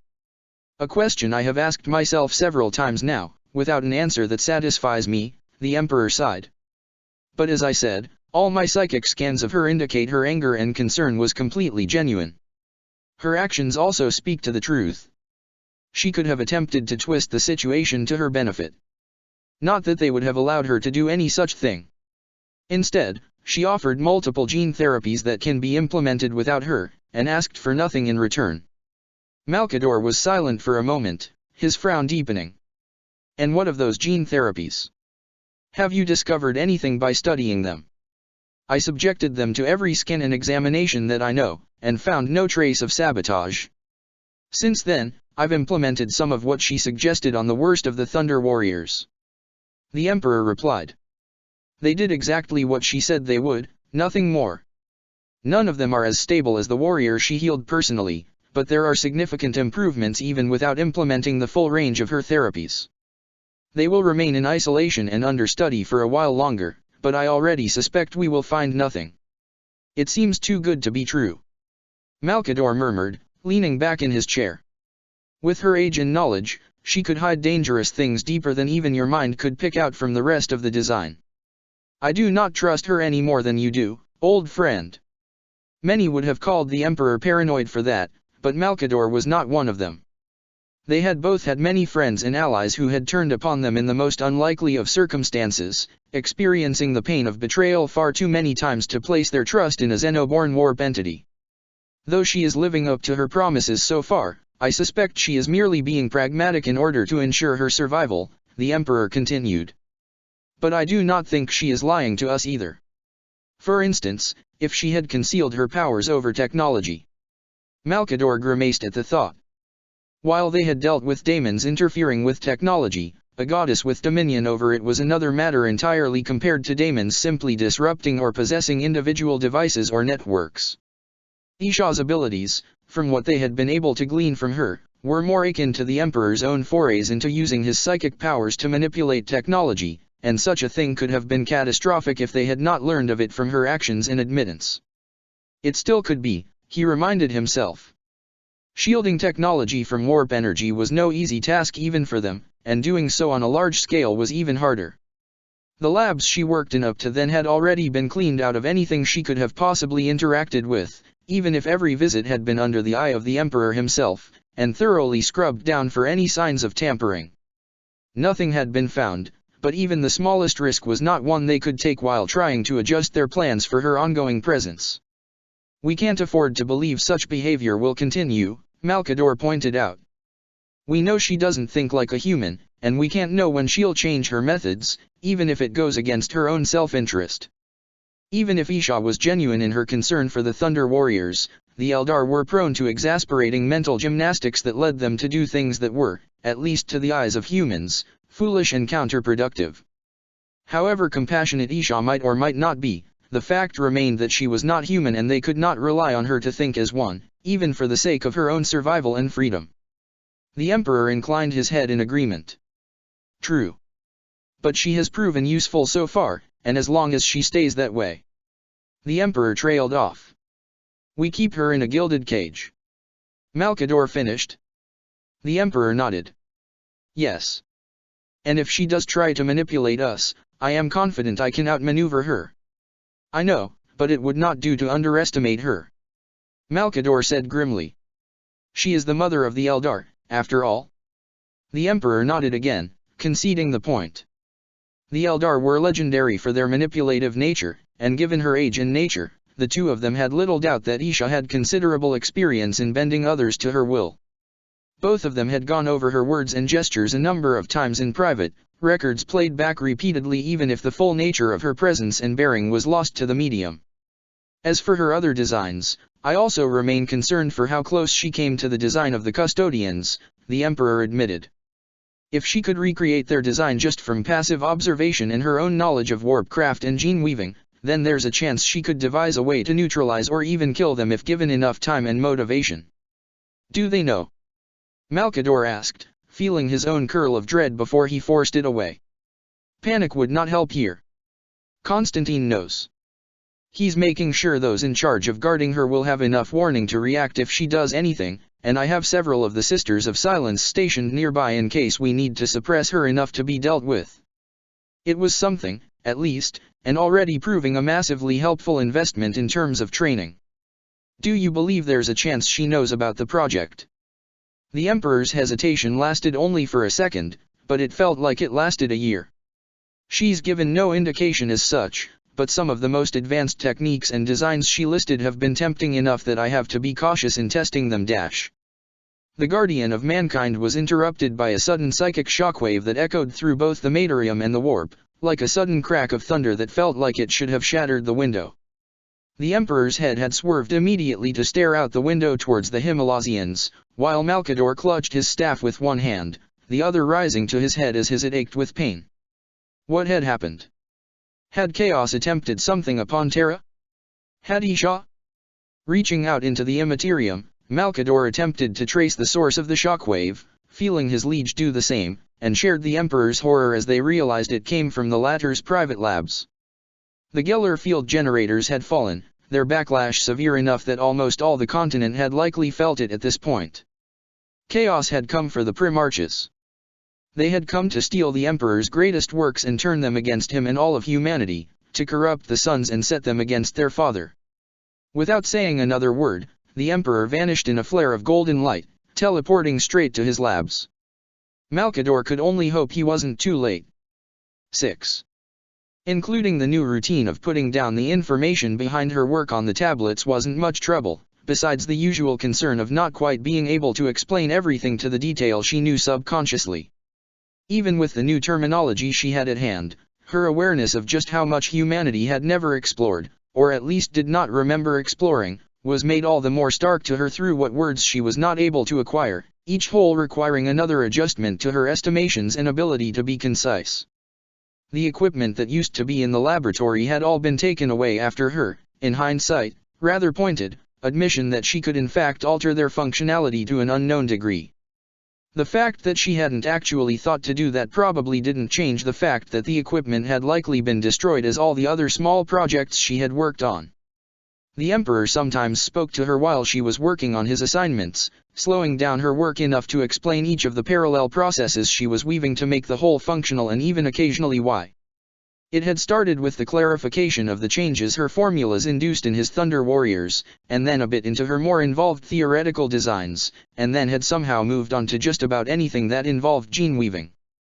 He had proven intelligent and attentive, making certain he could follow every step of her work if not the magnitude of detail of her thought processes, both conscious and otherwise, going through countless theoreticals with her that oftentimes ran for hours past when he obviously intended for her to return to her rooms. She even managed to catch him lowering his guard a few times, unconsciously allowing some of his genuine interest and traces of enthusiasm to leak through, though she thought that anyone else would have missed it from how in control of himself he tried to be at all times around her. Not that she had any room to speak with how tightly controlled she reigned in her own emotions and psychic aura at all times so as to avoid any misunderstandings. He probably hadn't ever had someone around who was as in tune with the warp and its nature as he was before, or any sort of match to his skills in general, and so wasn't used to entirely hiding himself from someone who was capable of seeing through his psychic aura to the actual man underneath like she could. Isha doubted even his advisor Malkador saw through more than a fraction of the facade the Guardian of Humanity wore around himself like clothing, a habit that probably hadn't helped his ability to relate to the rest of his people that much. The only thing she could really consider a bit uncomfortable about the current state of affairs was the presence of the Sigilite in a few more of these meetings than before. It wasn't that the man was a threat to her even in this state, not when she could discreetly call on Root and Wraithbone faster than his reactions suggested he could strike, but the fact that his emotions were not so easily concealed from her as the Emperor's were made her somewhat more aware of him in the peripheral of her eyes and mind. The mistrust was obvious enough that she was mostly sure he wasn't actually trying to do more than the bare minimum to hide it, perhaps out of propriety or simply following the Emperor's judgment on the matter. She couldn't be sure if it was a personal distrust of her or of her people in general, but in either case, Isha felt no particular need to try and reach out to him when they had nothing to talk about. It wasn't like she couldn't imagine a few dozen reasons for it without thinking about it, and nothing she could say would do anything more than her efforts so far had. The new routine she was living in was working out, and she was feeling less and less of the weight above her head that pushed her to dance a fine line of expectations and judgments. She could almost consider herself satisfied, at least when the massive number of issues the future had in wait for her wasn't creeping around the back of her mind and reminding her of her primary goals. She didn't feel the shockwave of the warp herself, so much as she felt its effects on the wards. The room shuddered. The normally pristine net of psychic weaving ruffled and wrinkled and frayed as it was thrown out of alignment by the outside force. Isha froze in the middle of her detailing of the latest theoretical posed to her by the Emperor, waiting for some form of follow-up, or even an explanation, but neither came even as the hours crept by. Even the normal arrival of a servant bringing meals was absent, leaving her alone with an increasingly concerning list of what happened and no way to obtain information. The brief thought of opening the doors and asking the guards what had happened almost startled a laugh from her, because there was no way that situation would end well for her. Her fingers unclenched from around the tablet, the slight indents left by her fingers going unnoticed as she forced herself to set it down. Her attention turned back to the wards above her, each damaged area standing out in her mind vividly after months of being used to the usual uniformity of it all, and she realized that it would be entirely possible for her to press her own power into those cracks and open them up, perhaps reach into the outside world and obtain answers herself. Part of her wanted to do it, the part that craved the moments of freedom she got while in the laboratory or speaking with the Emperor. The rest of her recoiled, because she didn't know what had caused the damage in the first place, and she had come here in the first place for very specific and warp-related reasons. It would be beyond foolish to break the wards, anger the Emperor and risk her own safety just for a short reprieve from something she'd spent more than a local solar cycle getting used to. She forced her breathing to even out, her mind racing through all the wraithbone weaponry and armor she could summon at the first sign of any danger. The song to make it all appear at once danced on the edge of her mind and tongue, each layer being refined again and again to include each piece, the crafting of a war melody enough to distract her for the next few suspected days while she continued to watch the flaws in the barrier and the massive doors to her room alike. A few hours after the initial attack, she sensed the Emperor's powers reach out and repair the wards, or rather, place another layer of his power over them. It was swifter and cruder than the previous arrangement, but no less effective. Still, no one came to speak to her, not even the usual servants bearing food or guards demanding her presence for their liege. On the 5th day of her vigil, the doors opened, the Emperor storming in with his emotional turmoil barely constrained around him.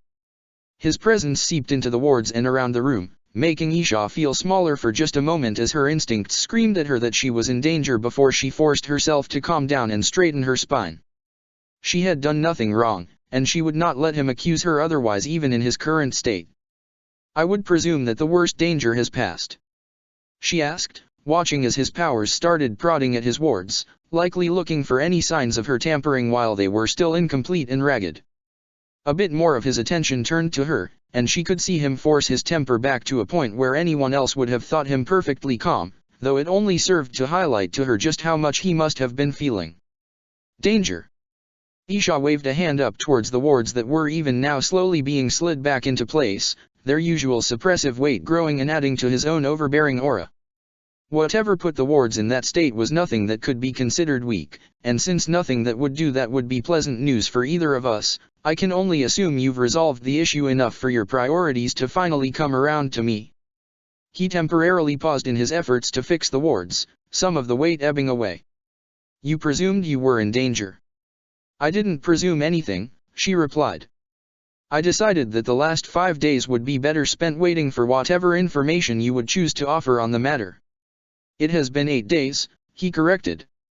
She winced slightly. It seemed her sense of time had been thrown off by the lack of routine in her own self-defense preparations. "You didn't attempt to peer past the wards?" His question sounded more like a statement. "No, I did not."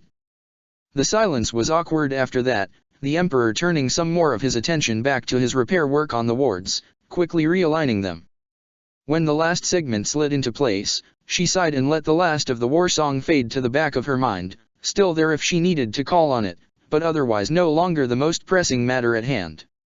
"There will be changes to the nature of our discussions," the Emperor told her, feeling less like a barely contained storm as his attention turned fully to her. "Your other projects will remain mostly unchanged." "What sort of changes should I expect?" she asked. "More focus on practical applications, leaning towards designs and concepts that are best suited for multiple kinds of foe with a single template. There will also be greater emphasis on maximizing speed of production without sacrificing quality and ensuring the pool of candidates is not limited by age." So he was preparing for his new generation of gene-crafted warriors. "And you trust me to help with that?" His smile was thin. "No, I am merely consulting you due to your familiarity with such things." Isha should have expected as such, even while she was wondering why he was bothering when he had all her modification designs already. Were the designs from the tablet not to your liking? They simply do not fit with the plans I have in mind, he replied. The psychic focus, for one, seems somewhat insufficient for my needs. Highest potential among all candidate species. Isha did not let herself react, even as she replied slowly, I would recommend psychic resistance over sensitivity. What brings you to that conclusion? He asked, voice deceptively calm even as she sensed just a hint of anticipation, enough to put her back on edge, because this had to be a test, but what kind she didn't even know. Further modification required to obtain sufficient resonance for deployment. Your species is not naturally hypersensitive to the warp in the way of the Eldar, she said, shifting back and straightening her shoulders.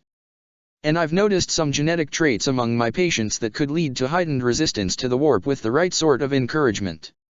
While having some number of warp-sensitive warriors among your armies is sensible, considering the nature of our mutual enemies, it would play better to the strength of your people to try and make them less at risk of dealing with psychic influence of any kind. You say that as if warp resistance is an easy thing to integrate into an already developed soul, the Emperor replied. And I doubt you would approve of any design that would put your own species at a disadvantage. Cooperation is irrelevant to our plans. Isha couldn't entirely keep the brief welling of distaste suppressed. My approval is irrelevant on the matter. The Emperor said nothing in response to that, Isha barely catching the flicker of several things that could have been curiosity or annoyance before he pulled them back and nodded once. The next time I call on you, I would like to know what methods you have of enhancing warp resistance. Will you need more data pads? No, what I have will suffice, she replied. He turned and walked back out of the room, the doors shutting with a near silence that felt unbefitting to the welling frustration currently creeping up under her skin. She knew his species was far too young to be anything more than fortunately late growth of the seeds left behind by the old ones ages ago, but sometimes. Isha exhaled, pushing the comparison from her mind, pulling up the genetic sequencing for a flower that had once grown on the Eldar homeworld, a broad red-petaled species that had grown in the mountains that her people had used as a numbing agent for wounds and childbirth in ages long past. The temptation to make it grow and bloom from her hand, to have something to cradle between her fingers, was outweighed by the mental image of the blossom crushed between cold fingers and dropped at her feet. She wished she could remember what her people had called it back then. 7. Despite his claim otherwise, Isha caught him referencing back to pieces of her various offerings more than a few times during their discussions. It seemed that he was taking the need for adaptability in the field seriously, throwing out alteration concepts and incomplete systems that she would then prod into completion, explaining why certain aspects wouldn't work or would be less effective than hoped or would overtax other parts of the body. It was also clear that he was trying to hide what he was aiming to get out of this, presumably in order to make sure she couldn't unfairly manipulate the systems he seemed to already be aiming towards. His ideas would range from the menial to the exotic, sometimes even going over contradictory concepts in the same work period, and many times they sounded to her more like the idle musings of their earlier gene-weaving discussions than the readily applicable practicalities he stated he wanted to focus on. Isha was not one to be blind to what his aims were, even if he was doing his best to conceal which concepts most had his attention on any particular day. The first sign was his increased focus on modular additions and adjustments over a wholesale systematic overhaul like her formulas, and the second his continued interest in her thoughts on the limits of enhancement for the various subdivisions of the human body, which elements and compounds would integrate most effectively with the skeletal structure, what adjustments to the muscular fibers would keep the normal waste buildup to a minimum, the best balance between synaptic speed and the risk of hypersensitivity from too much simulation. Some mistakes did not need to be repeated. Despite his efforts, Isha slowly began to piece together the ideal warrior he seemed to have in mind. Mostly it came from a mix of judging his emotional state during their talks, identifying which of the conversations had the most balanced mix of energy consumption and resilience to effectiveness, and the fallback reminders of once being a part of and yet separate from the experimental stage of creating an entirely new breed of gene-engineered warriors. Isha shook her head minutely, closing her eyes as she dipped her head slightly to hide her face behind the rich red locks of hair. Her fingers dug deep into the soil she had been given to work on today, her inner turmoil being mashed into the granules and ancient clay as she reminded herself that there was a significant difference. The Emperor, for all he made a show of being dismissive, clearly placed a not insignificant degree of value upon her words and opinions. Then again, considering she was in the strange place between a monopoly on information about the theory and a dearth of information on how that theory was being applied, perhaps she was overestimating her overall input in whatever came out of his laboratories. "You're frustrated." Isha didn't pause in her stirring, prodding at some microfauna to see what sort of biome balance she had to work with. "I suppose I am." She couldn't see his contemplative gaze, but she could feel the weight of his attention shift a bit more towards her and away from whatever inner contemplation had been occupying him. "Have you decided our hospitality is insufficient?" "No," she replied, one hand reaching up to tuck her hair back behind her ears. The slight drag of the soil smeared into her hair was soothing, and she couldn't keep herself from rubbing some more off of her hand into it before the hand came back down to dig back in. "I have no complaints on the matter. Perhaps you feel bored with the projects you've been working on." He continued to prod idly, no doubt starting to treat this as another test. It didn't feel quite as biting as his previous tests, though, so perhaps it wasn't one. "No, they've been engaging enough for me." "Then perhaps," the Emperor said, tone still even and calm, "you find some dissatisfaction in your limited input into my gene projects." "Not at all." Isha continued to work, the entire microbiome of the soil coming together into harmony and nurturing the soil into something that could resist dry conditions while maintaining its acidic balance. "I can tell you've been reading through and listening to my words, even if you don't plan on using most of it. Whatever design you settle on will no doubt be sufficient for your needs." The Emperor hummed quietly, not responding immediately. "Your minor bursts of irritation and frustration only became regular after the change to our discussions. Even by your people's logic, there has to be some correlation between the events."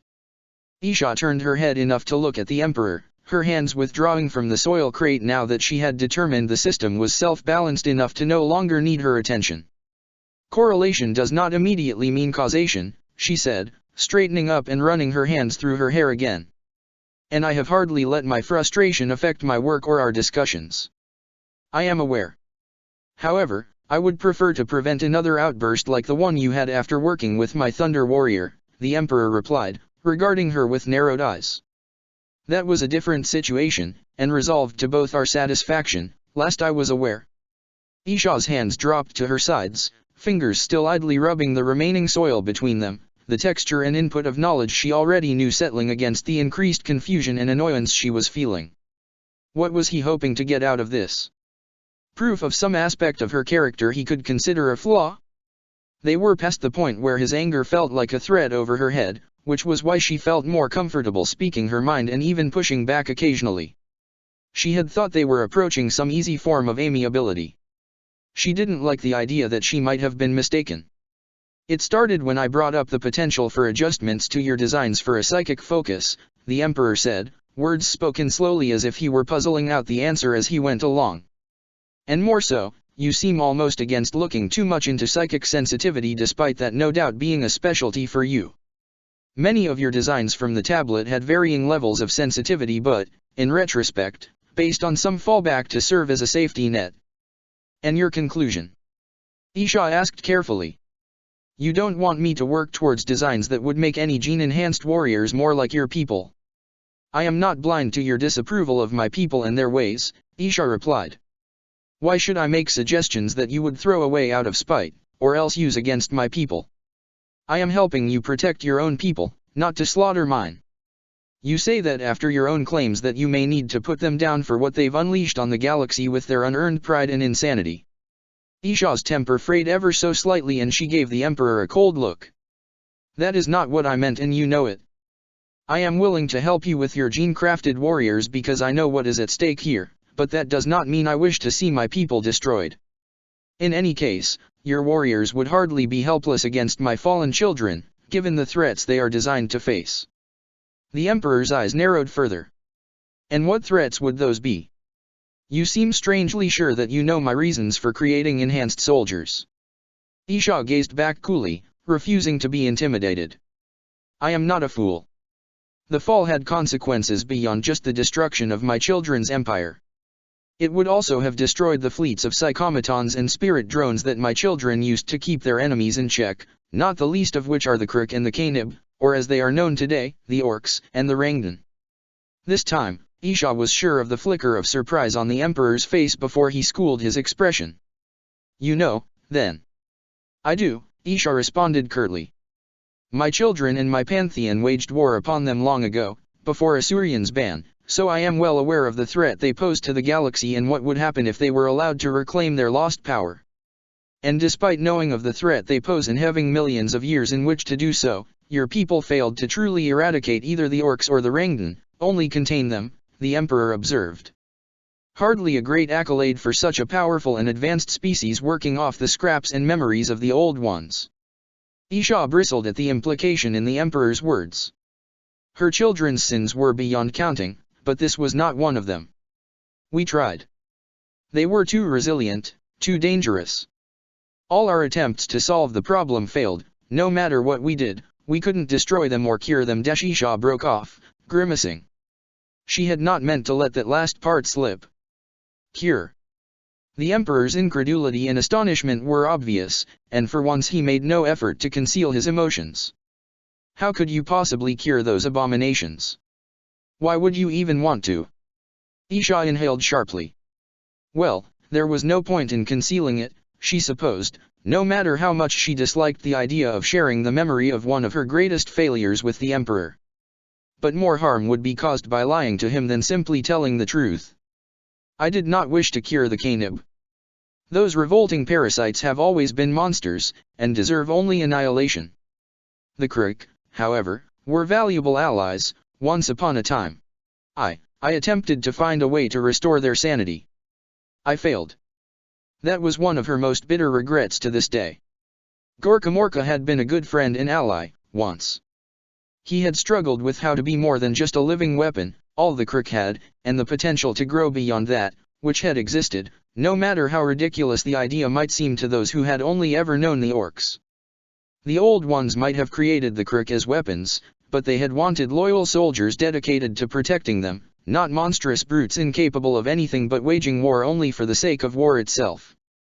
But the Old Ones had not been wise enough to create other safeguards to ensure the Crook never went mad, too assured of their own immortality, and so, in the end, monsters were what the Crook had become without the guidance of their creators. Isha still wished she could have found a way to save their sanity. The galaxy would be a better place if she had. So many innocents might have been spared, and her own people might not have fallen as far as they had if their oldest allies had still existed to support them. Or oppose them, if needed. "Why could you not?" the Emperor inquired, his curiosity obvious even as she could see his skepticism of the idea of the Crook ever having been anything more than brutish savages. "I would have thought the knowledge bestowed upon you by the Old Ones would have been more than sufficient to cure the Orcs." Isha laughed, a bitter and humorless sound. "The Old Ones did not see fit to inform me of the inner workings of either the Orc or Rangdan. It was not within my purview. I studied them both extensively, but they had potent defenses designed to prevent them from being truly understood by any outside force." "The Crookian psychosphere "The Crookian psychosphere," the Emperor interrupted, surprise once more coloring his voice. "Is that what the Orc Gestalt field is called?" Isha nodded curtly. "Yes. As you know, the psychosphere shapes the Orcs in every way, their genetic structure, their abilities, their minds, everything. And it is the psychosphere's malfunction that is the source of their insanity. However, it still retains the defenses created by the Old Ones, and despite my best efforts, I was never able to even diagnose the problem, and therefore unable to devise a cure." The Emperor's gaze was considering, allowing Isha a moment of silence to privately mourn what had been lost. "I must admit, I had begun to believe there was no limit to your skill and knowledge concerning biomancy. I suppose this was one of the least painful ways for you to find out otherwise." Another moment of silence passed before the Emperor's curiosity apparently got the better of him. What were they like? Isha didn't know where to begin. Did she start with the numerous failed experiments that she had sensed be snuffed out before the Crook had been settled on and finalized? How could she explain the Gorkamorka's virtues to someone who had never met him, and might not have been able to perceive them even if he had? Isha was well aware that her ability to see Gorkamorka as more than just a living weapon had been because of the empathetic abilities she possessed as the goddess of life. Even the rest of her pantheon had found the two-headed crook god to be strange and off-putting long before Gorkamorka had succumbed to madness. Could she explain the almost bipolar nature of her old friend, swinging between the laughter and quips they shot between each other and the barely restrained instincts to fight until there was nothing left to oppose him? What words did she have for how a part of her had withered and died along with Gorkamorka's sanity, that ember of civilization and nobility snuffed out under his increasing bloodlust? Was there any way she could make him understand how it had felt to see that brief, desperate fear and betrayal in his eyes before Gorkamorka stopped being a singular being? They were noble, she eventually settled on, knowing that it said next to nothing of value, but having nothing better. The Emperor's only reply was a thoughtful hum. 8. Were Isha a normal material being that needed sleep, she imagined she would not get much rest. As her discussions with the Emperor had continued, she had come to realize that her previous work was indeed not sufficient for what he wanted now. Whatever plans he had for his new breed of enhanced warriors, it had become increasingly clear that he had accelerated them after the incident. He was in a hurry, and desired the ability to create the most powerful and stable warriors he possibly could in as short a time as possible, with the bare minimum of resources he seemed to believe he could get away with. It had admittedly proven difficult even for her to meet his requirements. It would be one thing if she was able to create his enhanced warriors personally, but the Emperor wanted other people to be able to do so without his own intervention, let alone hers. Her limited grasp on exactly what technology the Emperor had available made things more difficult as well. Nevertheless, work was progressing at a steady rate, and Isha was confident she'd have a design that would satisfy the Emperor soon. Still, it was time-consuming and exhaustive work, though Isha couldn't say it was a bad thing. There was very little else to do when the quiet of her room became suffocating, her thoughts shifting away from her designs to the weight of memories both fresh and old dredged up by all that had occurred since she'd made her escape from the warp. There was only so much of a distraction she could get from reading or rereading novels, and too much on her mind to hold back forever. Sometimes she wished she were capable of breaking down and weeping away her grief, the way her children could. Not that she could have afforded to do it here, where her vulnerability could be used against her, but the temporary relief would have been welcome.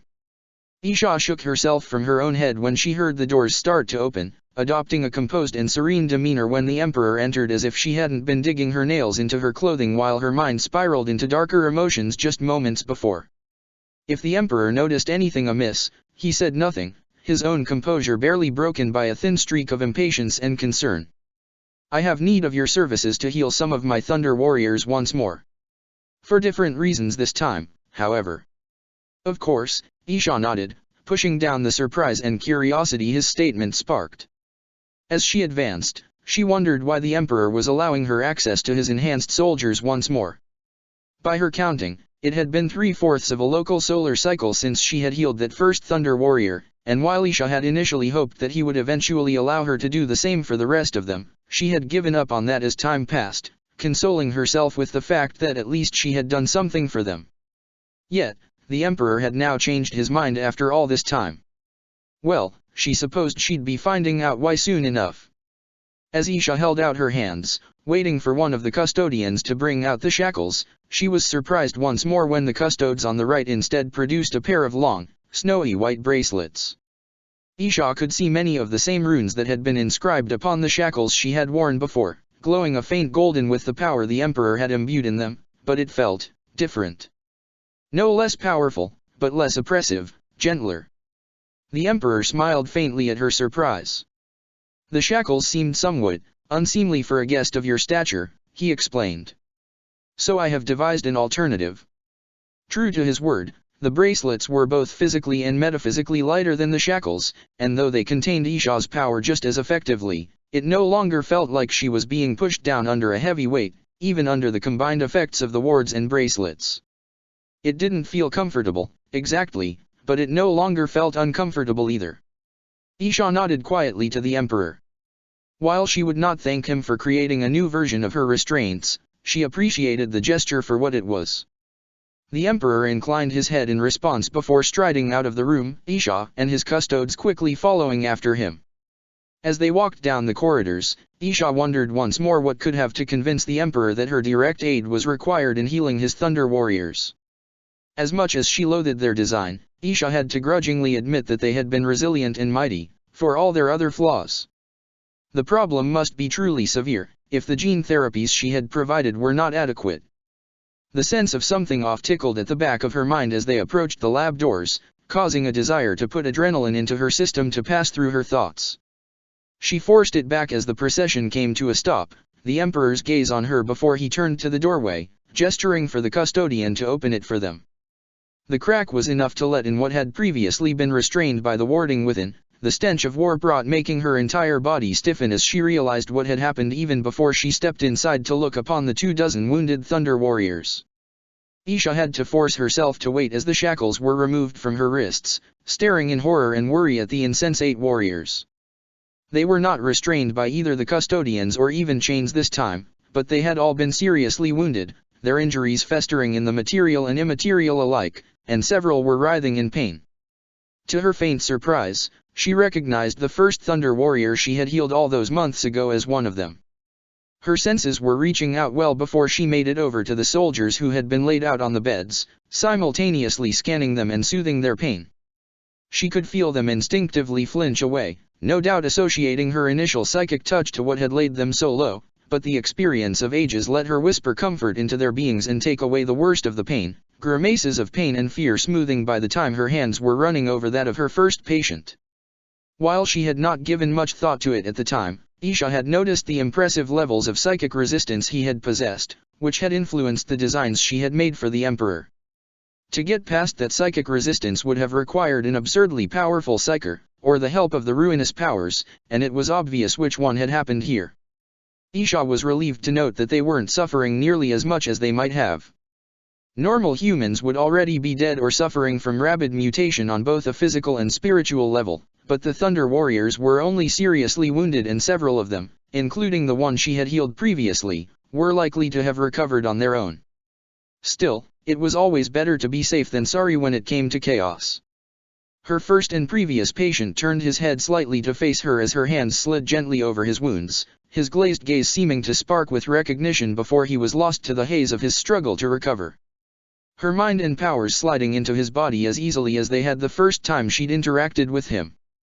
The changes she had made were still stable, and had even helped him start to push out some of the corruption on his own, though his body relaxed as she took over fighting for him.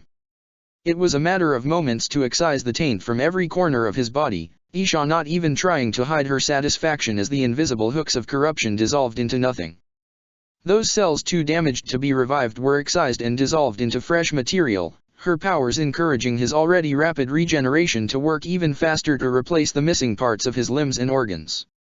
To an outsider, it probably looked outright impossible, the deep gashes and bloody scars almost sizzling with energy as they sealed before the eyes of the observers.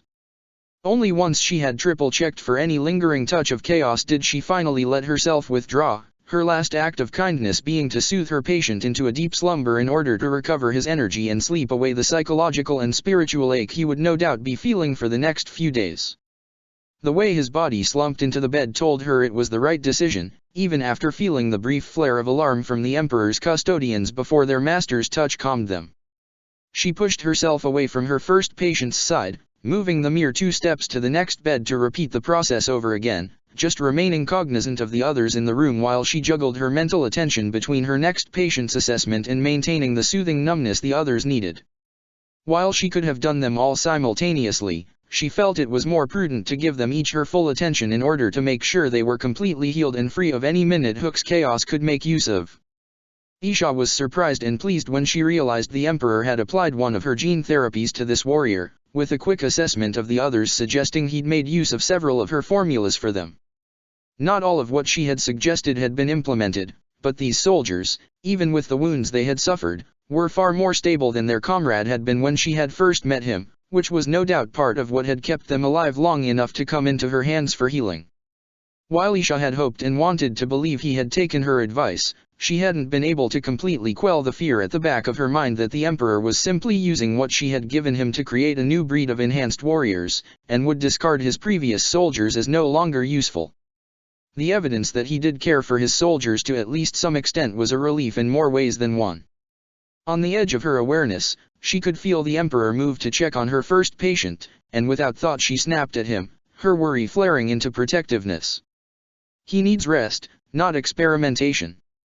If she hadn't been so busy saving lives, she might have felt contrite for the act, but she couldn't dredge up the energy to care at the moment, instead glancing up to meet the Emperor's gaze with her own narrowed glare.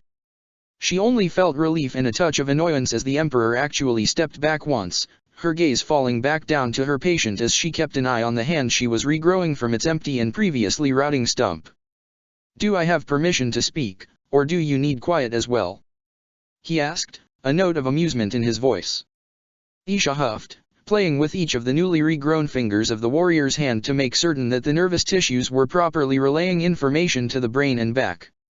"So long as you do not expect me to speak at length or attempt to distract me from my work. You sympathize with the Thunder Warriors because they remind you of the Crook, correct?" Isha hummed, setting the arm down and reaching up to ensure the eye the man had been missing was growing the appropriate internal features in the right places. "I value all life, regardless of their origin, but they do remind me of the Crook, yes." "All life besides the Rangdan, you mean?" Isha couldn't keep the scowl from her face. "Besides them, and perhaps a few other exceptions." The Emperor hummed in thought. "But why? You are an Eldar goddess.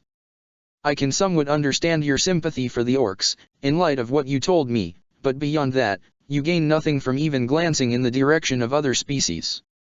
Isha remained quiet as she finished with her patient and moved on to the next, her mind bouncing around a thousand reasons. She wanted to snap at him, asking why she couldn't be kind for the sake of being kind, but withdrew it only at the last second, because how could he know better? He hardly knew anything of her people or Pantheon's history, and most of his experience with the warp was in opposition to the Four, who were nothing but selfish to their very cores. "Someone had to find value in the lives lost to the war," she eventually replied, because it was the closest answer she could give without having to explain even more, and she didn't have the time or inclination to dredge into that mess while she was focusing on healing. Thankfully, he let the topic drop, no doubt sensing her reluctance when she didn't have the energy to hold back her emotional state. Isha looked back down to her patient. Despite her need to focus, she found herself voicing a question of her own: what happened to these men? The Emperor frowned as he spoke, clearly displeased by whatever he was recalling. "My forces have been engaged in a war with the Empire of one of Chaos's champions for some time now. He is a mighty warlord, and has many psychers in his ranks, empowered by the ruinous powers much like their master. The Thunder Warriors are usually sufficient to deal with them, but they have been growing stronger and more desperate as their empire crumbles around them." Isha nodded, having suspected as much. Still, it was good to have confirmation, even if it was troubling that Chaos seemed to be intensifying their efforts on this planet. But, then, why wouldn't they?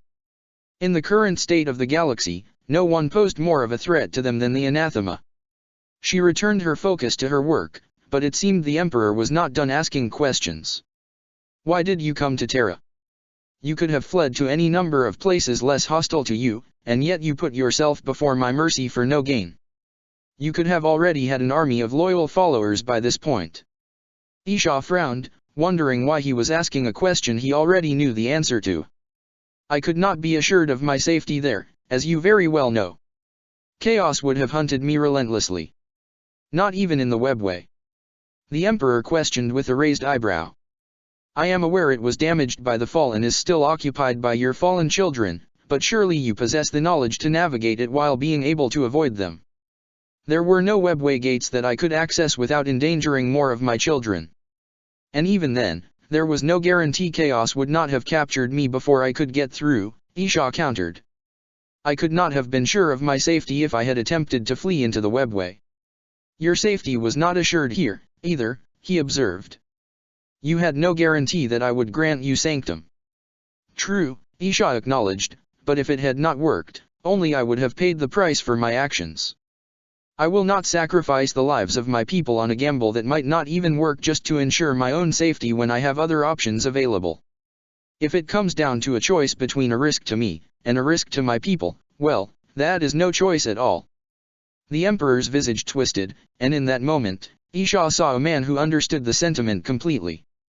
There was a silence for several moments, but now that they had started this conversation, Isha found herself unable to contain her curiosity, even if she might not get an answer.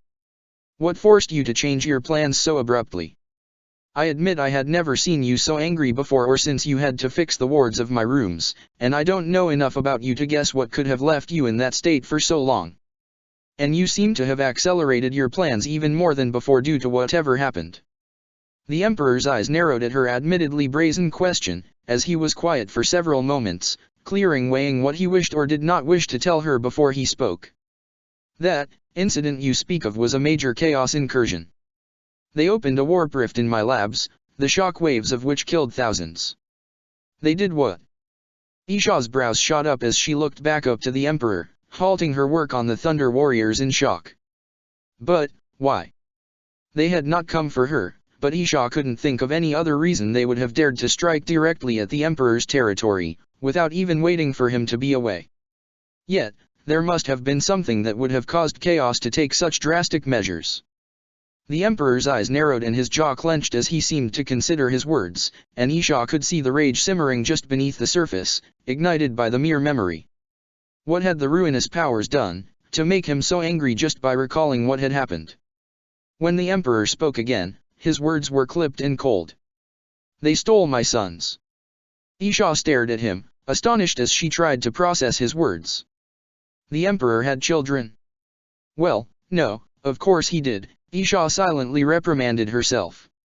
Nothing she knew about him suggested he would be unable to procreate with mortal humans if he so desired, and he was many, many human generations old.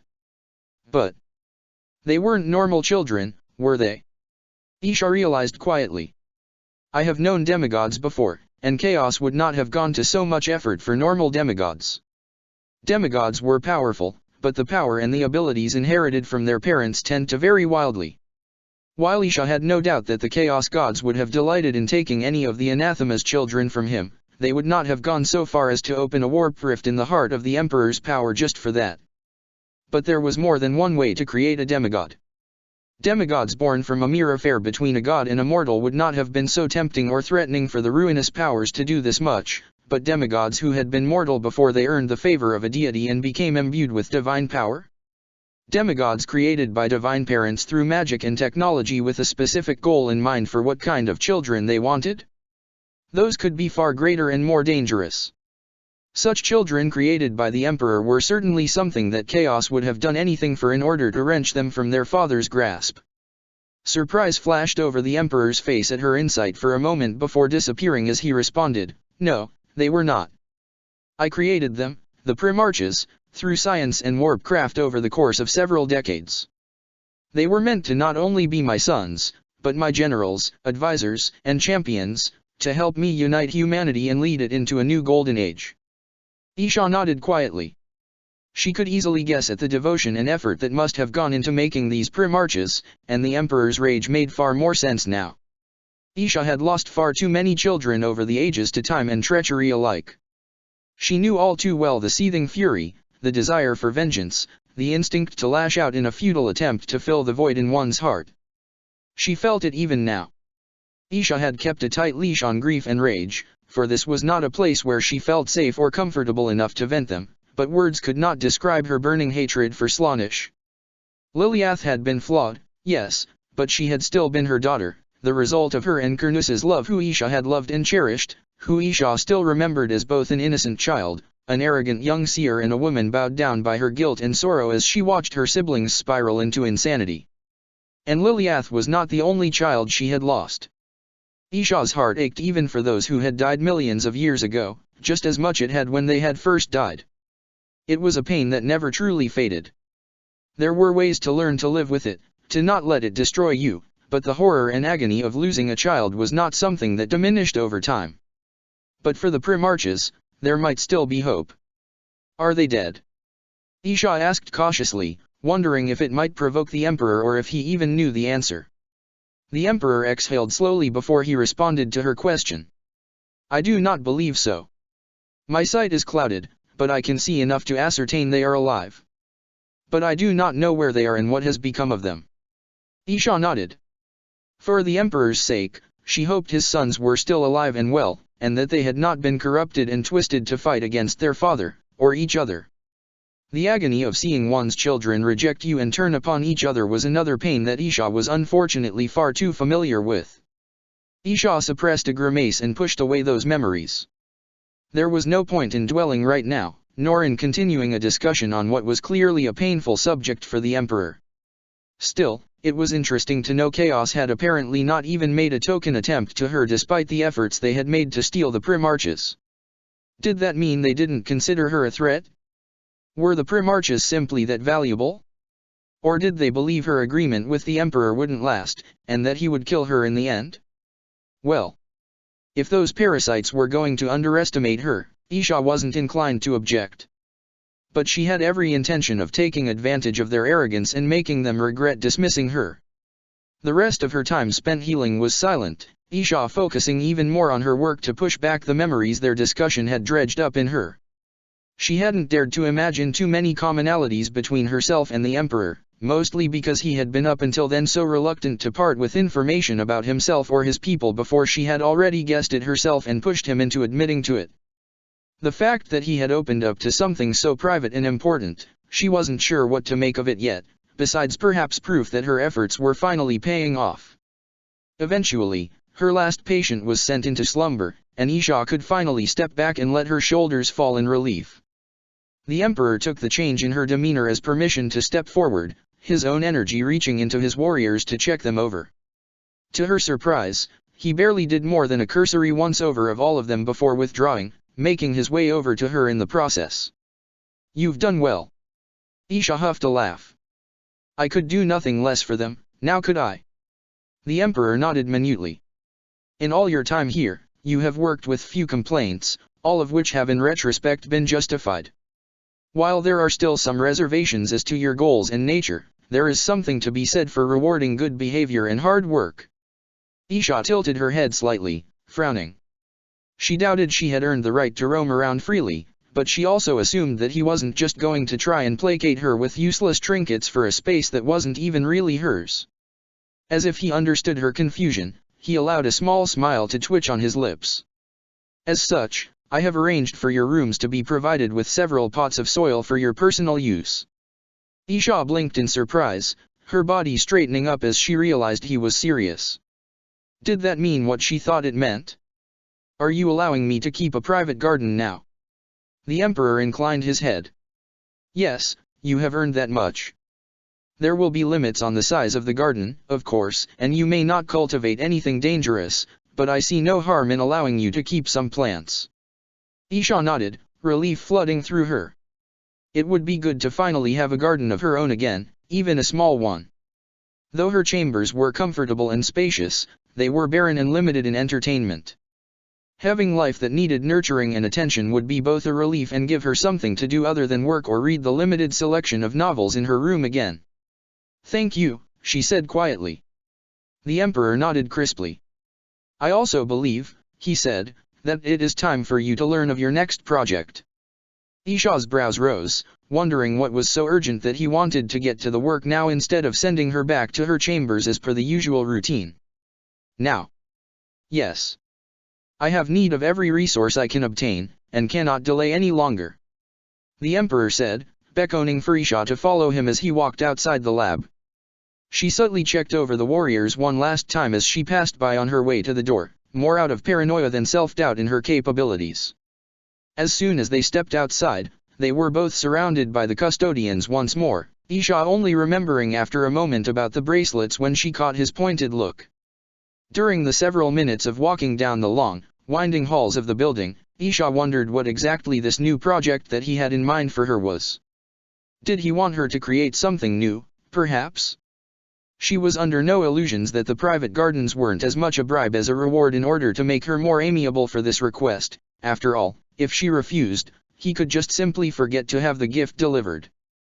They arrived at their destination, a large set of steel doors, with more custodians standing guard. As the Emperor waved his hand to have them open the doors, Isha took the opportunity to glance over the layer of wards around this room, which were similar but different from the ones around her own chambers. These seemed focused on containment, confining any psychic energies within them, rather than active suppression, though they could no doubt easily be turned to the latter purpose if the Emperor wished it. As the doors slowly swung open, Isha followed the emperor inside. What lay inside was a vast, cavernous room, easily 100 meters in width and nearly 10 in height. The walls were of a similar material to those in her room, and likely that of the rest of the hive, though it was textured and colored a smooth beige, in contrast with the more colorful and decorated walls just outside the doors. The ceiling overhead was much the same, and inset with large, circular lamps which illuminated the room with what Isha recognized as artificial stellar radiation, likely based specifically on the emanations of the local sun. The ground, however, was what held her attention. From wall to wall, only broken by narrow paths between them that the emperor could just pass through but left Isha with sufficient space, were numerous plots of empty soil, all neatly arranged in a series of rectangles, making the purpose of this chamber clear to Isha even as the emperor turned to her with a gleam of satisfaction in his eyes. "Here," he said, gesturing around the room. "I would like you to grow a number of things for me. My empire grows, and it is ever hungry for more resources. I wish for you to mass-produce anything you can, such as crops and medicines." He paused and seemed to be considering something before speaking again. "I would also like you to begin work on some organic technology. There will be restrictions, of course, and I will need to review any design you make before I authorize mass production, but I would appreciate any ideas you may have. And you trust me with this?" Isha inquired carefully. While she was pleased to be given this much freedom and hopeful of what it implied, she had to be cautious. "Yes," the emperor replied, a faint smile spread across his face at Isha's surprise. "You have proven yourself worthy of at least this much, and I would be a fool not to take full advantage of the knowledge you have to offer." Isha nodded, her mind already abuzz with ideas as she considered what she would do. "Thank you. Is there anything in specific you would like for me to begin work on?" The emperor clasped his hands behind his back. "The crops you have examined so far, as well the medicines and antidotes you crafted various diseases, for a start. You may also experiment in creating variants which are more efficient, but at least half of your products should retain their basic genetic design." As if that was going to be an issue for her in comparison to the magnitude of the offer as a whole. "Of course. Is there anything else?" The emperor shook his head. "We will discuss more details later, but for now, I wish to see what you can do on your own." Inclining her head in understanding, Isha found herself walking over to the closest plot and knelt in the earth, her power seeping into the dirt as her mind buzzed with ideas, her power practically eager to begin her work as she analyzed the soil and began mulling over the necessary alterations for her first ideas. The emperor had given her a great deal of leeway to make whatever she thought might be useful as long as she stayed within his admittedly broad restrictions and accomplished the tasks he gave to her, and she intended to take full advantage of it. There were so many things she could make. Plants designed to perform limited terraforming that could both rapidly siphon the radiation and pollutants from an area, while also producing vast quantities of oxygen and enriching the soil, vegetables that could feed a man for a day with a single bite, fruits that could regenerate limbs and restore youth. Yes, there was much work to be done.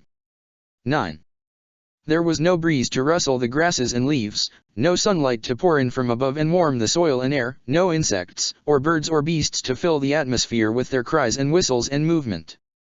Birthed and nurtured deep within a man-made structure of metals, plastics, and ceramics, irradiated by artificial lamps buried into the ceiling, growing from dozens of identical containers of soil in neat rows and columns, nothing about them could be considered wild, not even their genomes.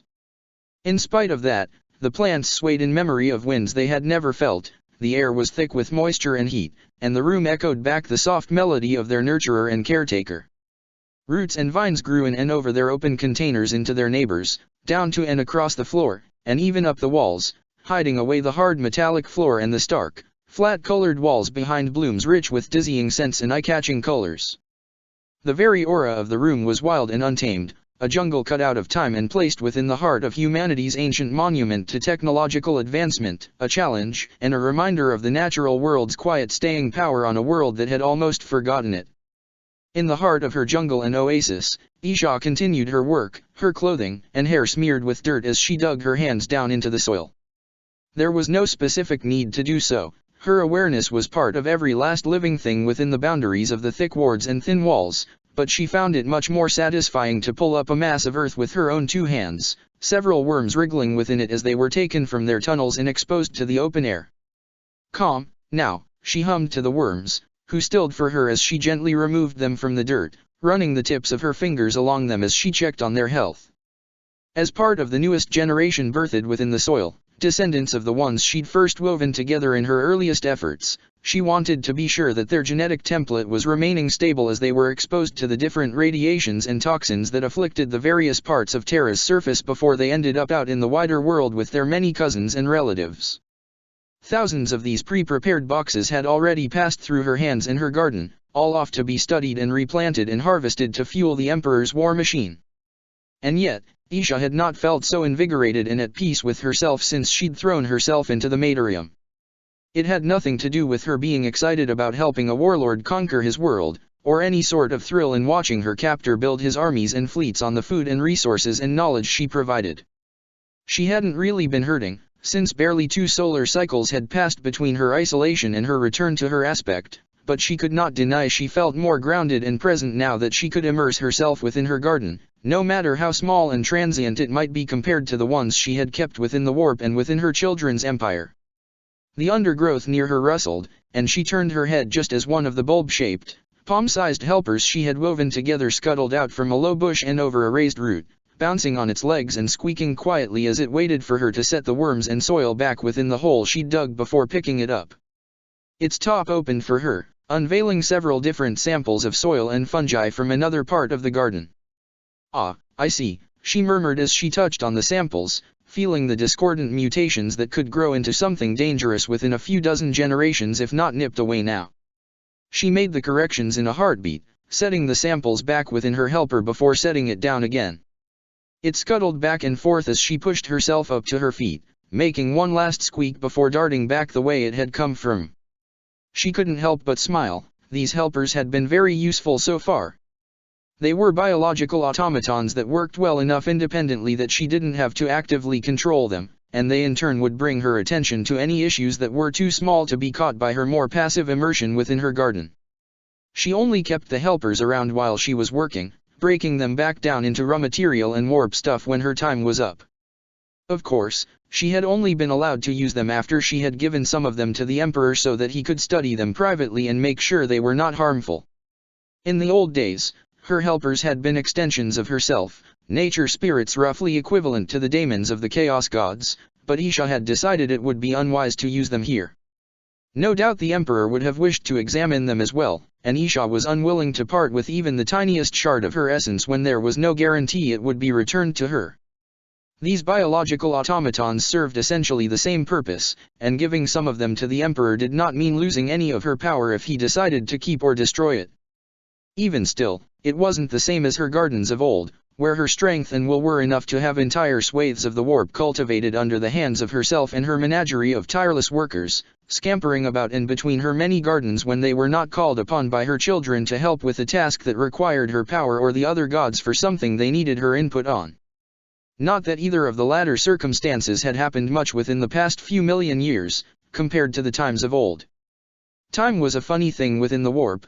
Those bygone eras felt both recent and impossibly distant, the memories both fresh and worn away, her children unable to recall more than the most vague summaries in their histories and stories.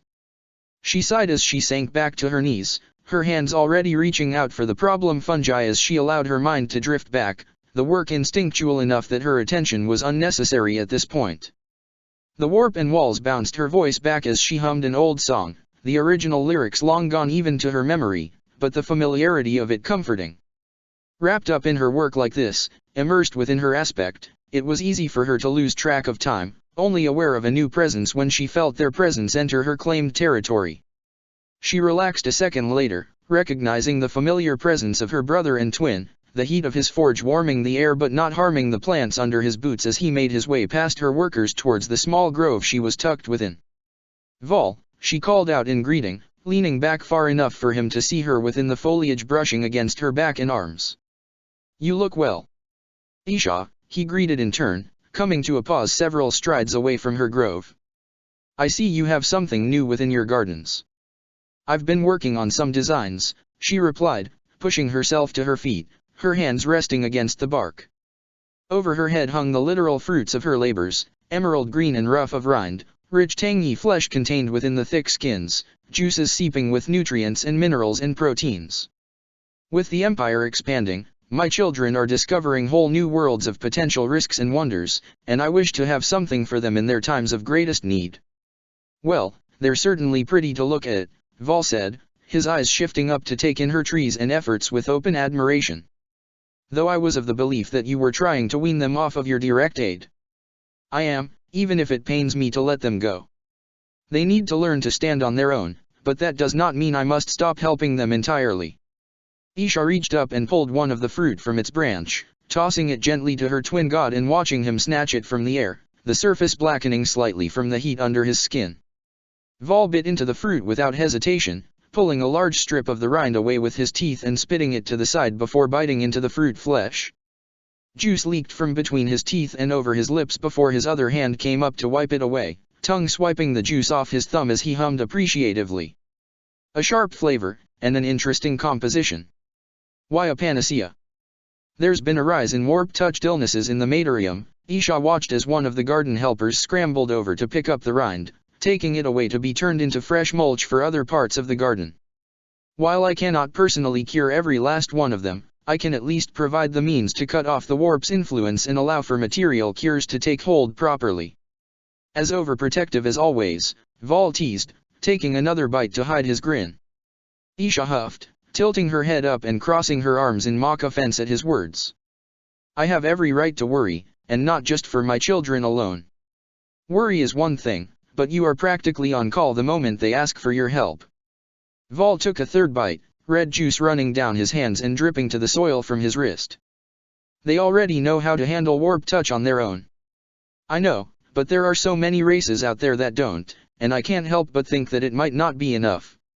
Isha shifted in place, biting her lip as she felt a shiver of something brush the very edge of her territory, only to disappear a moment later. Vol considered her carefully, the last piece of fruit hanging between his fingertips. You can't mother every species out there, no matter how much you might want to, he said, the fruit being waved in a slow circle as he rolled his wrist. And Liliath has been put out with how preoccupied you've been with your projects lately. Isha sighed, knowing how often she'd been so caught up in her work that she'd ignored the prodding and attention of the others outside of the occasional spared avatar. Certainly, she had still acknowledged those who entered her domain, how could she not, when she was her domain and thus required to notice? But she could not recall the last time she had reached out to the others of her own volition aside from asking for the rare resource or aid she could not get on her own. A brief flush of shame grew in her chest before she pushed it down again.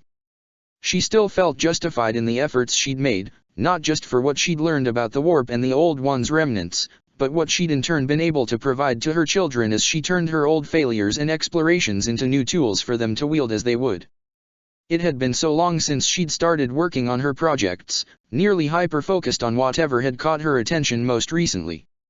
At one point, it had been a cure for the Kruk, then a counter to them and the Canib, and later still a variety of new growing and hungering things as she and her children starting exploring and reshaping the galaxy that was now theirs, lacking any competition for the right of ownership of the stars or the webway.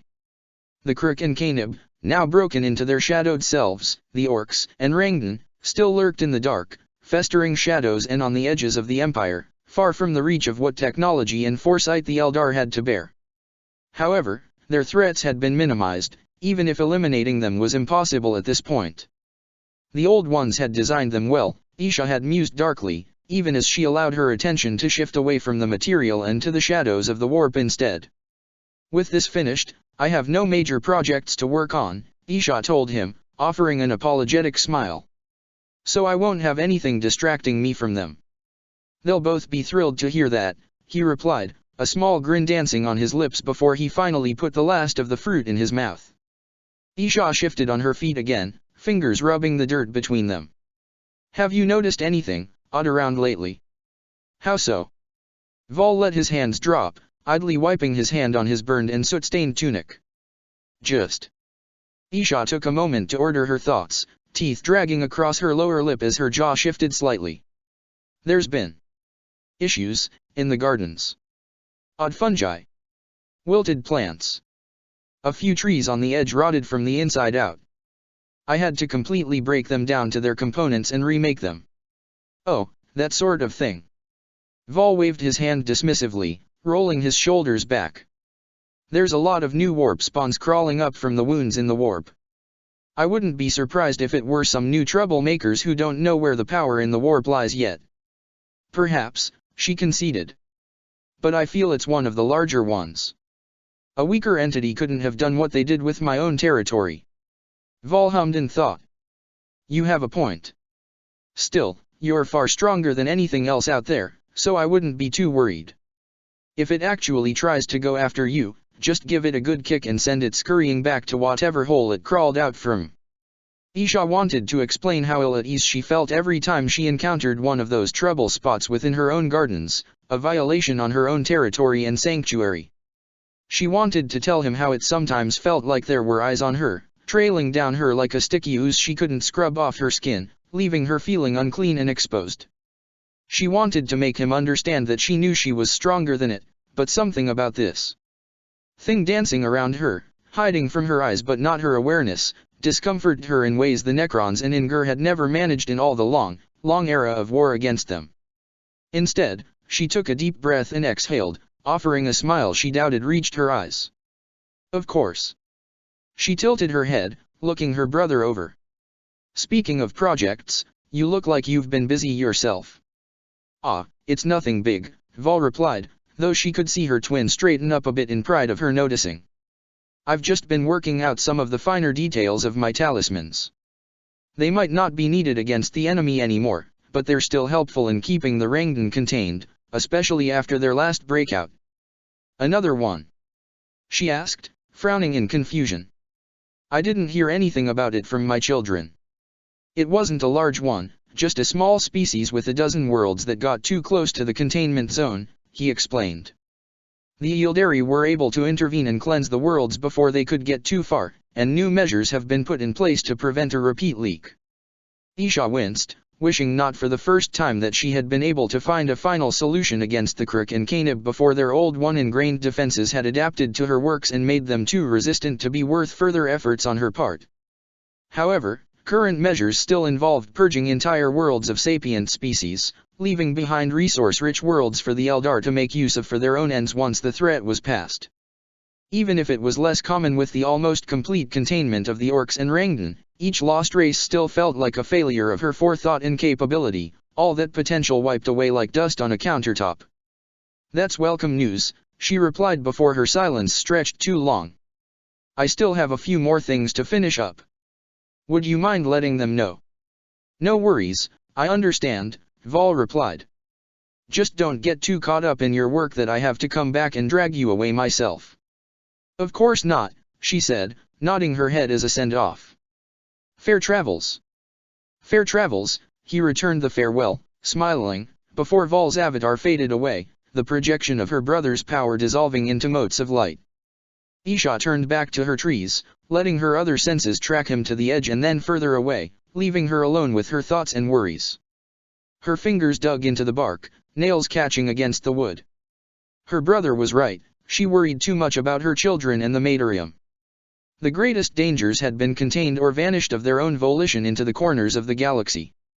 Whatever else was in the warp was something that would be dealt with in time, once the proper resources had been established and the cleansing and repair of the warp could begin in earnest. The fact that none of them had any idea of how to do so did not escape her. The old ones had kept many of their secrets even to their graves, and there was nothing any of them could do about it but figure out how to make the best of the ruins left behind. Her hands clenched in reactive anger, only for her to startle when it oozed between her fingers with minimal resistance. She looked up to see the tree in question half rotted, all the trees around her dripping and rotting as she watched with horror, the air thick with decay and buzzing in her ears with flies, a chuckled rumble and looming shadow from behind her crawling up her spine like cockroaches. Isha hissed, her hand stinging as she shook it and her thoughts back into order. The helper that had stung her was anything but contrite, rubbing itself against her leg, which she now noticed had several gouges from her own nails, the blood staining the tips of her fingers and smeared along her pants and palms. She took a deep breath and exhaled, closing the wounds and breaking down the blood, returning the material to her body even as she looked over her garden. The plants had, of course, reacted to her perceived attacker, growing sharp thorns or thick vines in layers out away from her, the air cloyingly sweet with a subtle but dangerous poison. With a thought, all those features withdrew, the garden returning to his usual peaceful state as she shucked off the last of the memory. Nightmare? The two blended together, what had actually happened and what had crept in from elsewhere indistinct in that moment. She looked to the door of the room on instinct, not sure how much time she'd lost in her head. She was fortunate that the Emperor had decided that she could do her work in this room without supervision, or else he'd have been witness to her actions firsthand, perceiving them as a setback on her part. Shaking her head one last time, she returned to her work, this time clearing her thoughts of anything but searching out other issues to amend before they were taken away and replaced, repeating the cycle once again. 10. How aware are you of the plots you have grown in the nursery? Isha glanced over from the seeds she was working on, the corners of her mouth twitching downwards. The ones that are in there now, or the ones that have already passed through your hands? The nursery was still behind its wards, but the way she had immersed herself into the warp around it, if not within it, made it easier for her to be able to at least gauge its condition even outside the room itself. The plants that had been taken from her were more distant, but also had nothing between her and them, which made them stand out in the warp with only a minute amount of her attention. The latter, the Emperor replied. Isha let the frown form, wondering where he was going with this. I can sense where they are in their general state, and with focus I could probably give you an overview of their precise condition while out in the world. Half of what she produced, she had noticed, had stayed close to the fortress city the Emperor was keeping her within, tracing the edges of what she assumed was the city proper, marked by where the concentration of human life dropped off fairly abruptly. Of course, there were also some plots that stayed within the city itself, but not many, and, she suspected, in places that could contain them easily if she did reach out for them. The other half were spread out across other population centers, with a few small exceptions that seemed to be far from any major settlements. She didn't know whether those were isolated experimental locations or if they were for people she just hadn't had the focus to notice at the time. And you could in theory manipulate them from here. Well, that was certainly an accusatory question, even if the tone and emotions behind it were nothing but idle curiosity and calm patience. Isha decided the question had not been intended to be an accusation for something she hadn't done, and answered as such. I could, though it would be obvious to you. If you mean from within the wards, then not without more effort than it would be worth. Technically speaking, with her plants and her recovery so far, she could ease open the wards with a bit of time and delicacy, though she wouldn't be able to get away with it without him noticing.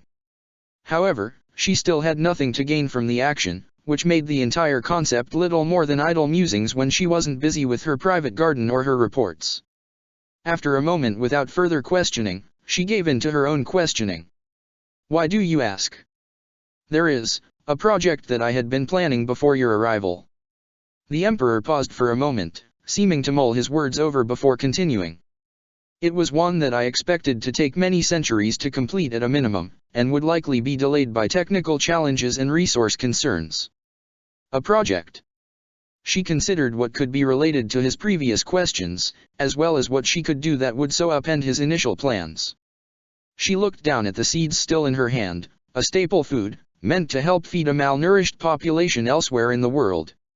She thought of the taste of dry air, the damaged soil, the empty voids in between bursts of life she had touched.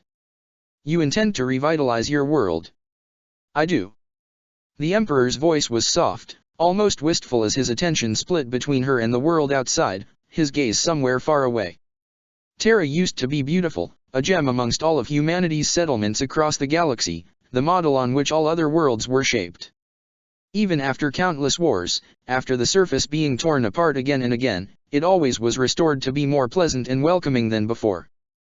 People generations removed from her, who only had stories and images to base their views off of, would still come back just to see the world that nurtured our species until we could make the climb to the heavens. What happened to make it like this? She asked, her heart aching at how much it must have hurt to see his own home world reduced to this pale shadow of itself. I would presume you would never allow things to go this far if you had been here to stop it. You would be correct, he said with a faint grimace, gaze turning to her.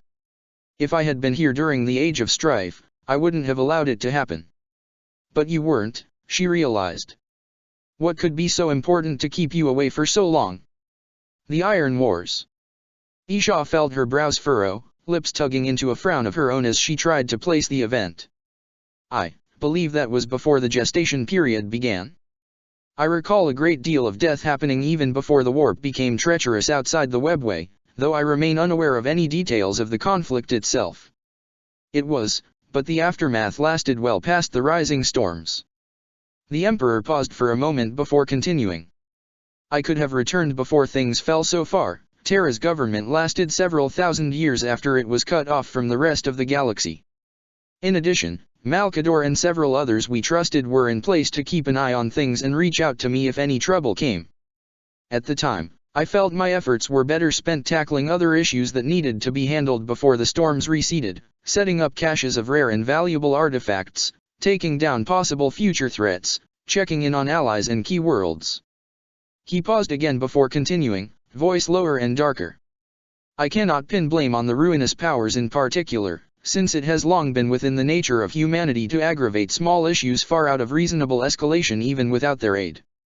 Whatever the reason, the governing body was overthrown by warlords, who immediately turned upon each other to wrest control for themselves. They pulled out weapons that had long been banned by treaty and buried far from where they should have been able to reach, and Terra suffered for it.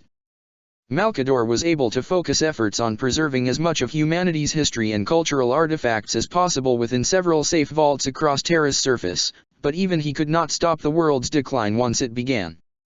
I'm sorry, she replied, hating again how much had been lost because nothing had been done to stop the cascade of events that had led both of them here. The Emperor shook his head minutely. By the time I got back, Terra looked nothing like it had when I had last departed from it. Hideous gene warriors beat each other over the head with vibroblades while wearing power armor in the nuclear wastes between decaying hive cities. The oceans reduced to one pathetic body in the heart of what was once its most massive reserve. Several of those warlords even dabbled into warp craft, letting themselves be seduced by whispers and hollow promises of easy dominance over their enemies.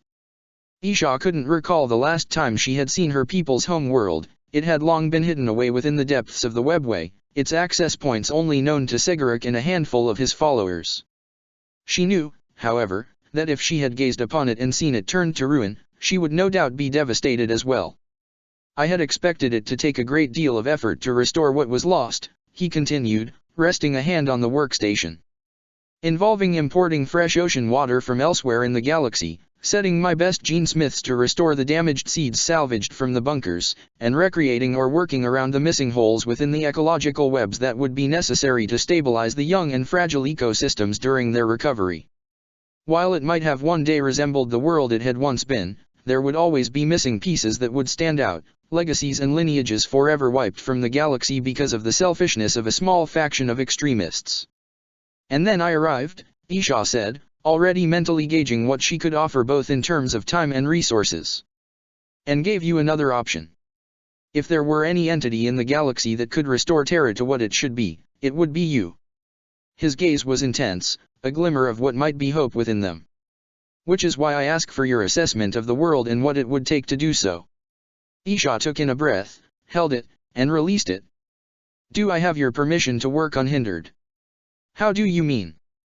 In order to do a full assessment, I would need to extend my power from my avatar to a degree, and reach out to assess the world through the warp. While I could give you an assessment without it, technically speaking, it would take me longer and be less effective in devising a plan to restore your world to its natural state. The Emperor said nothing for a moment, gaze assessing her.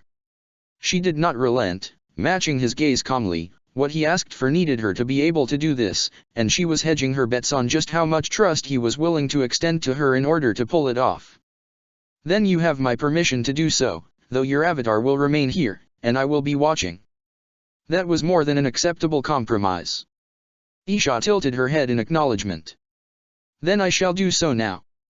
The Emperor nodded curtly, and Isha felt him reach out with his powers, smoothly sliding opening a gap in the wards through which she could project her power. Though it was still relatively small, nowhere near enough for her to project any significant power through it.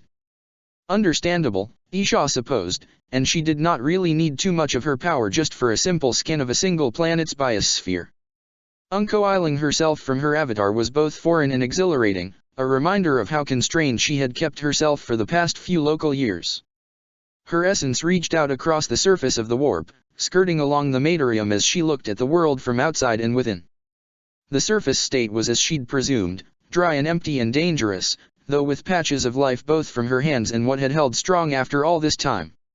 She touched upon the dense, salt-rich waters surrounded by old salt flats and human settlements, feeling the edges of what had been coastlines and rivers and lakes. She drank in the air, filtered through technologies she was not familiar with, one that had allowed the atmospheric pressure to remain suitable for human habitation between the deep settlements on former ocean floors and at the heights of mountain chains. She dug in deeper, feeling the touches of chaos on the world, baleful dark spots she hesitated to go near lest she draw the eyes of their masters, even if she knew she could defend herself long enough to withdraw again. She went down past the soil and bedrock, past even the deepest, most isolated bastions of humanity's reach, into the molten rock that oozed and slid past each other, the slowly shifting lifeblood of the planet itself. She felt for the core, liquid and solid, friction against itself that produced the magnetic field that had protected the world and its fragile life forms from the harsh solar winds long enough for humanity to rise up. Though the Guardian considered the world ruined, what she saw was anything but. Its heart still beat, its blood still ran, its skin still held firm. At the height of her power, this would have been an ideal place for experimenting with new life forms and world-shaping techniques, in time to be made into a settlement for her people. But that was not her purpose here. She regretfully withdrew herself from the warp again, filtering back into her avatar, until her senses were again just what she could perceive from the material form and the limited warp senses she allowed herself. Her avatar's eyes opened, meeting the Emperor's gaze with a small smile. "You actually are fortunate, in terms of resources available for use. I believe that you shouldn't need to import anything from outside in order to complete the restoration of your home world." The Emperor's brows lifted, a trace of skepticism emanating from him. "Elaborate." Isha waved vaguely in the direction of where the last ocean was. "You presume your world doesn't have enough water to restore the oceans in full, but it actually contains quite a bit within the mantle, which can be accessed with the right tools. As for the ecosystems themselves, I have several options." She hesitated, knowing already that this would likely be rejected, but deciding to offer it anyway, given it would be the fastest and most efficient option. "I have a particular plant within my arsenal that my people call the Genesis flower. It was designed to grow quickly and broadly, spreading my power through the ecosystem of an entire world, since they are weak echoes of my own will and desires. They can reshape the soil to any balance, nourish any other life form without issue, and can even influence the weather and climate with sufficient coordination, which is effective in kickstarting healthy weather patterns. Most importantly, they are able to do all these things without my supervision or guidance, and can even be keyed to the control of other psychers if needed." She carefully did not mention the other uses for it, ones that had been of greater importance during the wars against the enemies of her people in eons past. An entire world's ecosystem under the flower's control, all able and ready to be weaponized on a moment's notice, turning a lush garden into a jungle of death and misfortune, a living fortress preying on any misstep, that could and had devoured Necron legions, Krikk hordes, and Canib war hosts alike. Many of those worlds still existed out in the galaxy, having endured these last several million years with ease, for even the dangers of the Age of Strife were not as terrible as the beings who had fought in the war in heaven. "A warp-based plant?" he asked, a touch of distaste in his tone. "It is." The Emperor hummed in disapproval. "What are the other options?" "I can set up larger pallets to be moved together, that would all bolster each other and provide pockets of a stable ecosystem that could grow quickly, restoring the soil along the way. It would be much like you currently have me doing, only more deliberately targeted and designed for what climates and ecosystems you want restored for any given region." "How long would that take?" Isha ran the time scale in her head, considering how things were going so far, what she could design the plants to do, and how much trouble could happen to cause setbacks. 3 decades on the outside." The Emperor said nothing, his warp presence at a complete standstill, his emotions betraying nothing. After nearly a minute, he spoke, words slow and deliberate. 3 decades. Isha nodded. "On the outside. Ideally, it would take closer to 2 decades, but I can't access everything that might go wrong along the way, so I felt it better to pad your expectations now." She watched him mouth 3 decades again before exhaling sharply, his gaze focused on her again. "And the restoration of the oceans? That would take a bit longer, perhaps up to 5 decades, she admitted. "Why would that take longer?" Isha held her hands out. "The sympathetic resonance devices would need to be built and tested to be sure they work as intended and that there aren't any unintended side effects on your world. Each one will take some effort from me, though the warpcraft parts are simple enough that I should be able to show them to you to be replicated. The surface will need to be assessed regularly for signs of instability, since I am forcing the water out from where it's stored within your world's mantle and through miles of solid rock to the surface. Regardless of caution, you will have to be prepared for quakes and even leakage from the mantle." The Emperor nodded in understanding. "How much faster could that be accomplished, if caution were less of a concern?" Isha shook her head. "I would still recommend at least 5 decades. You also have to move the billions you have living within water basins across the planet before the waters reach them, as well as dismantle the settlements to allow for reuse of the resources tied up in them. Of course, the latter isn't mandatory, and could slim down the time to match the restorations of the surface ecosystems, but I worry that could cause supply and settlement issues in the settlements that aren't being moved due to unfortunate placement. And that would be everything." Isha bit her lip. "It would still take another few decades from there for everything to stabilize, since you would need to rebalance the ocean's salinity, restart the currents, build up the natural ocean habitats, and then reintroduce the life forms. It would be similar to the order of restoration for the surface ecosystems, especially since the ocean and surface would have to be reconnected smoothly as each affects the other, and that's before getting concerned about the renewal of appropriate weather patterns in order to keep all the new habitats from falling apart without direct attention and manipulation. However, I believe that your people have the technology and knowledge to handle those parts, so I was more focused on the aspects that would need my help specifically, including breaking the hold of those chaos-corrupted regions. So a century in order to have everything put into order, perhaps 1.5 if caution and setbacks are all accounted for," the Emperor summarized. Isha considered everything, before nodding once. "Yes, a century sounds correct. If I were in a stronger state, it would be faster, but as things stand." The Emperor huffed, a noise which she realized after a moment was a laugh. "Isha, I was expecting a project that would take at least 8 times that length to complete, were I fortunate. To be able to do it in less than a century, without having to pull resources from elsewhere in the galaxy. I couldn't have predicted or even hoped for the numbers you gave me, even knowing your domain and experience." "Ah," she said, because she had no other reply to give. She thought it was particularly slow, still, even for her lack of experience with longer stretches of material-based time.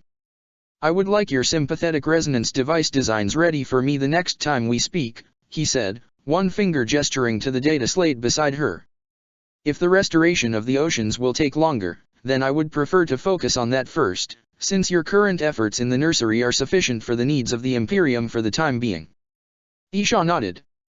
"I presume you wish to test it somewhere isolated, so that if things do go wrong, no lasting harm comes to anything important." "You presume correctly. The southern hemisphere has places too irradiated and dry for even the nomads to bother with, as well as a thin enough crust that your devices should be effective in their reach." "That would be suitable." A thought struck her. The devices do have some notable effect in both the materium and immaterium, though mostly self-contained. "Will that be of concern?" "I will judge that for myself when the designs are provided to me," he replied. "As for attention in general, I have already ensured that the other factions will be distracted with other matters to notice a small test or two far from their influence." "How do you mean?" "The other cities have noticed the abundance of life that has recently left the city." His gaze shifted to look outwards, past the walls and to the outside world. "Our allies have already been gifted with small parcels of your efforts, while much of the remainder has been kept close, so as to streamline the harvesting and processing of the food and material." His gaze turned back to her. "Already, your work has won me several wars without firing a bolt. The panacea fruit had a warlord who could have held out for years open his gates and swear allegiance to me, all for its ability to break the hold of warp corruption upon his daughter and heir. Other factions that were aligned against me have started softening at the chance for some of what you provide that no longer exists elsewhere on Terra, and several genesmiths of the enemy have come to me in the night asking for a chance to see what new technologies or techniques we rediscovered in order to produce such bounty all of a sudden. Isha hummed thoughtfully, surprised and grateful to hear how her work had been paying off in the wider world. I expect that I was not mentioned. No, your presence will remain under wraps for a while longer, he replied. There is still much to be done before I would have you looked upon by the public. If it's my appearance, I could just change my features to appear more human. She knew she was a good deal taller than any of the non-augmented humans around. In fact, she was fairly matched to the heights of the custodians, and that her alien appearance made her stand out, but those were just physical things, which were easily altered should it prove necessary. The Emperor's brow rose. Why not use it before, then? I'm more comfortable in this form, she replied, exasperation entering her voice as she continued. And I sincerely doubt you would have trusted me if I tried to disguise myself as a human when I first arrived. Your point is taken, he conceded, tilting his head forward. Regardless, so far the rest of the world does not know I have a biomancer of particular talent as the source of my recent fortune.